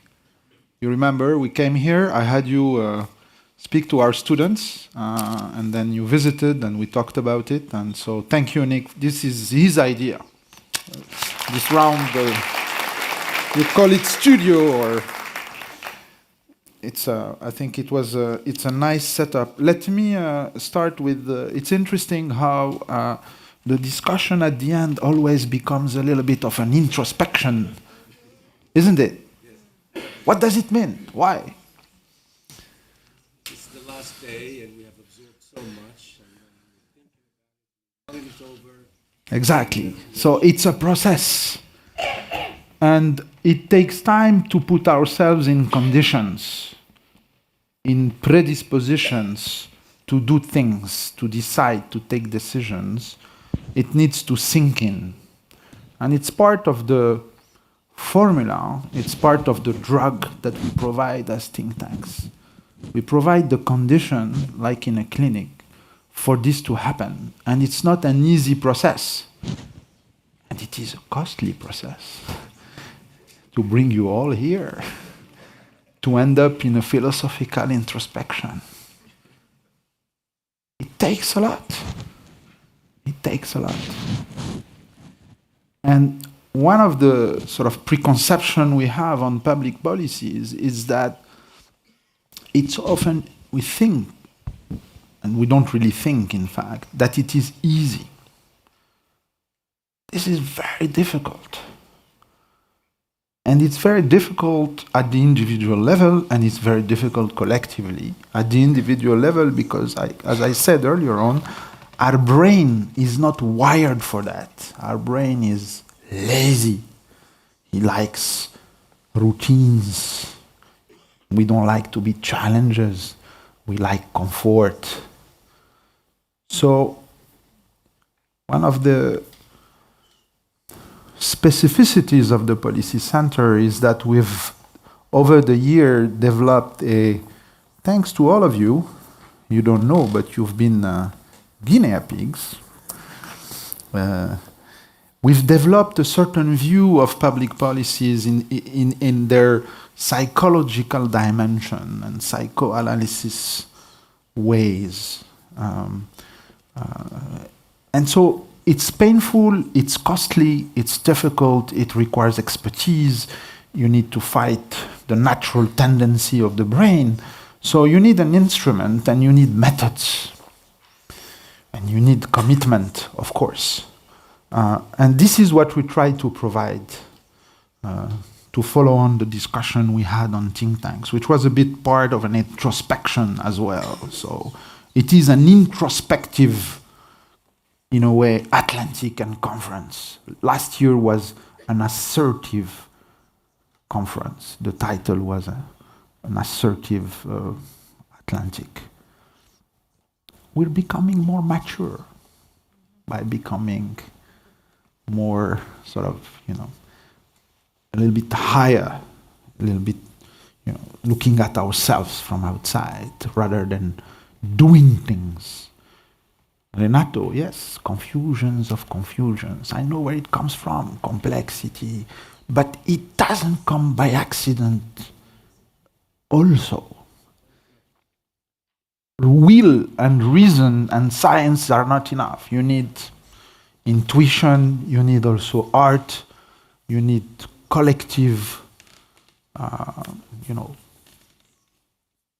cognitive resonance, which is difficult to establish among ourselves. We need to know each other. I need to trust you, Marcus and Len. We've been together. You said, this Karim is a bit crazy. Is he for real?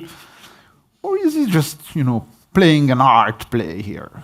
And you know that we are serious. And I'm just your ambassador in a way. When I speak, it's not only, it's on your behalf, Policy Center colleagues, staff and senior fellows. we've been engineering all this together, and seeing it in real time in this kind of setup and conference with all the investment it needs is really for me a joy, sort of reassurance about the future. So you were asking, Nick, if we were, is this stabilizing me, change place, is here. You were asking if we were happy, positive, optimistic. I think the general context is, of course, a challenging context, but I think, we feel under siege in many nations. Domestic political scenes are fragmented. It's difficult to have reasonable dialogue. There are many, many challenges, but in the end, I think there is for us in the South more space. Just to be very brief,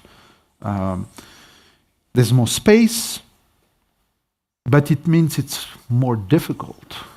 If you want to be responsible, it's easy to be against. It's more difficult to propose something. So for us, in the developing world in general, and this is why we talk about the new South, rather than the ideological South that can be against, etc. It's a South that is reasonable, that is committed, that is also humble, but ambitious at the same time, like Paolo told us.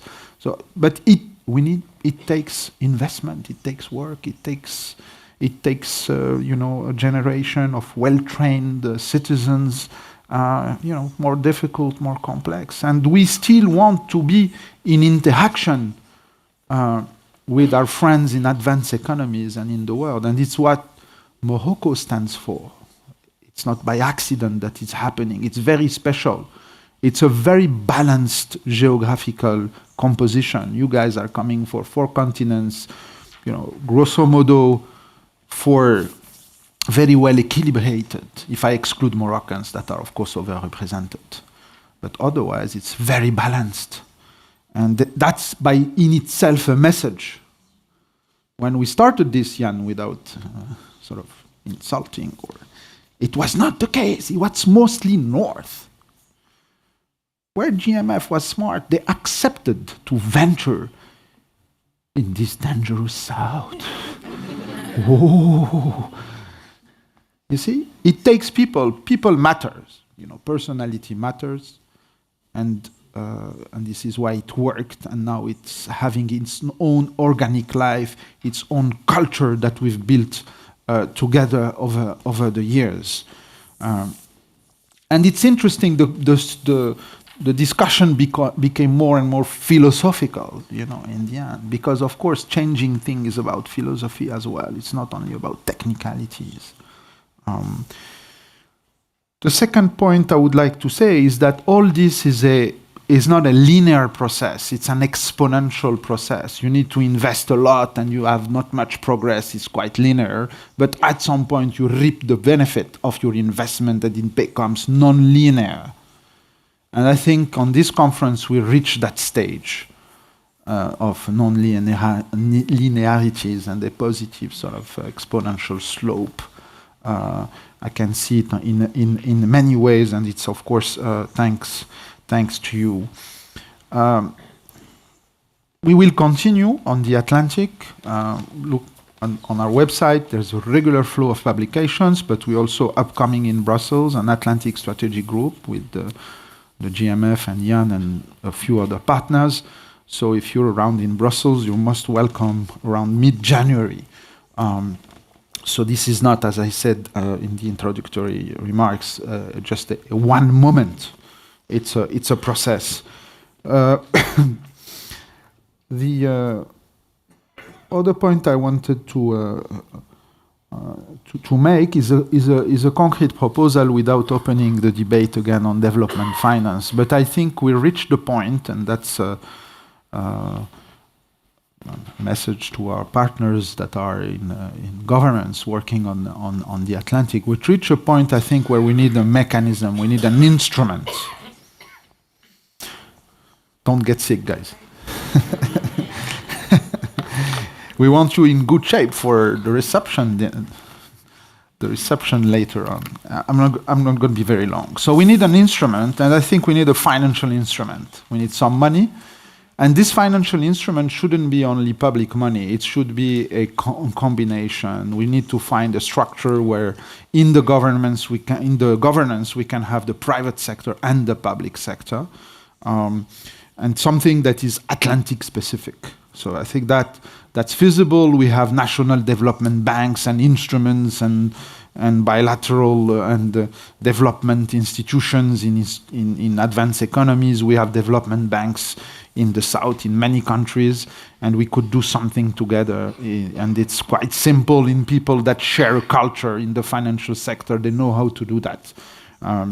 It could be focused on specific sector initially, a little bit, some diversification to avoid concentration of risks.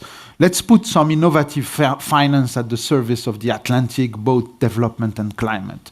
And it shouldn't be too complex to do, and we will avoid power rivalry that we're seeing at the level of multilateral institutions. So this could be a concrete proposal based on the very nice panel we had on this topic. Anything else? Fadela? No? Good. Hamza? Right? No? You're hot. You want to get out?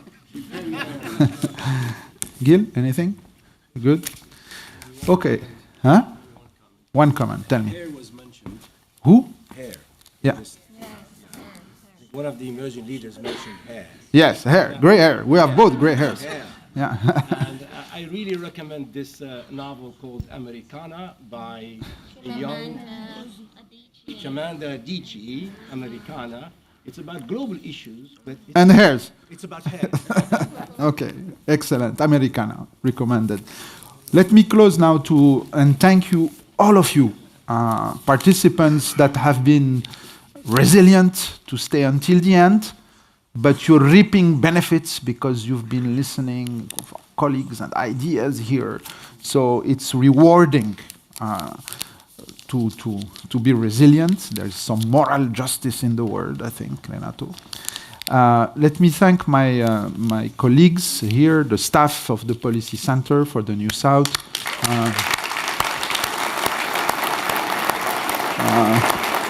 It takes a big group. The volunteers as well. We have close to 20 volunteers.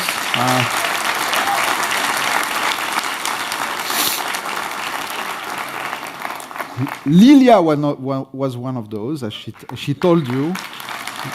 You were, no?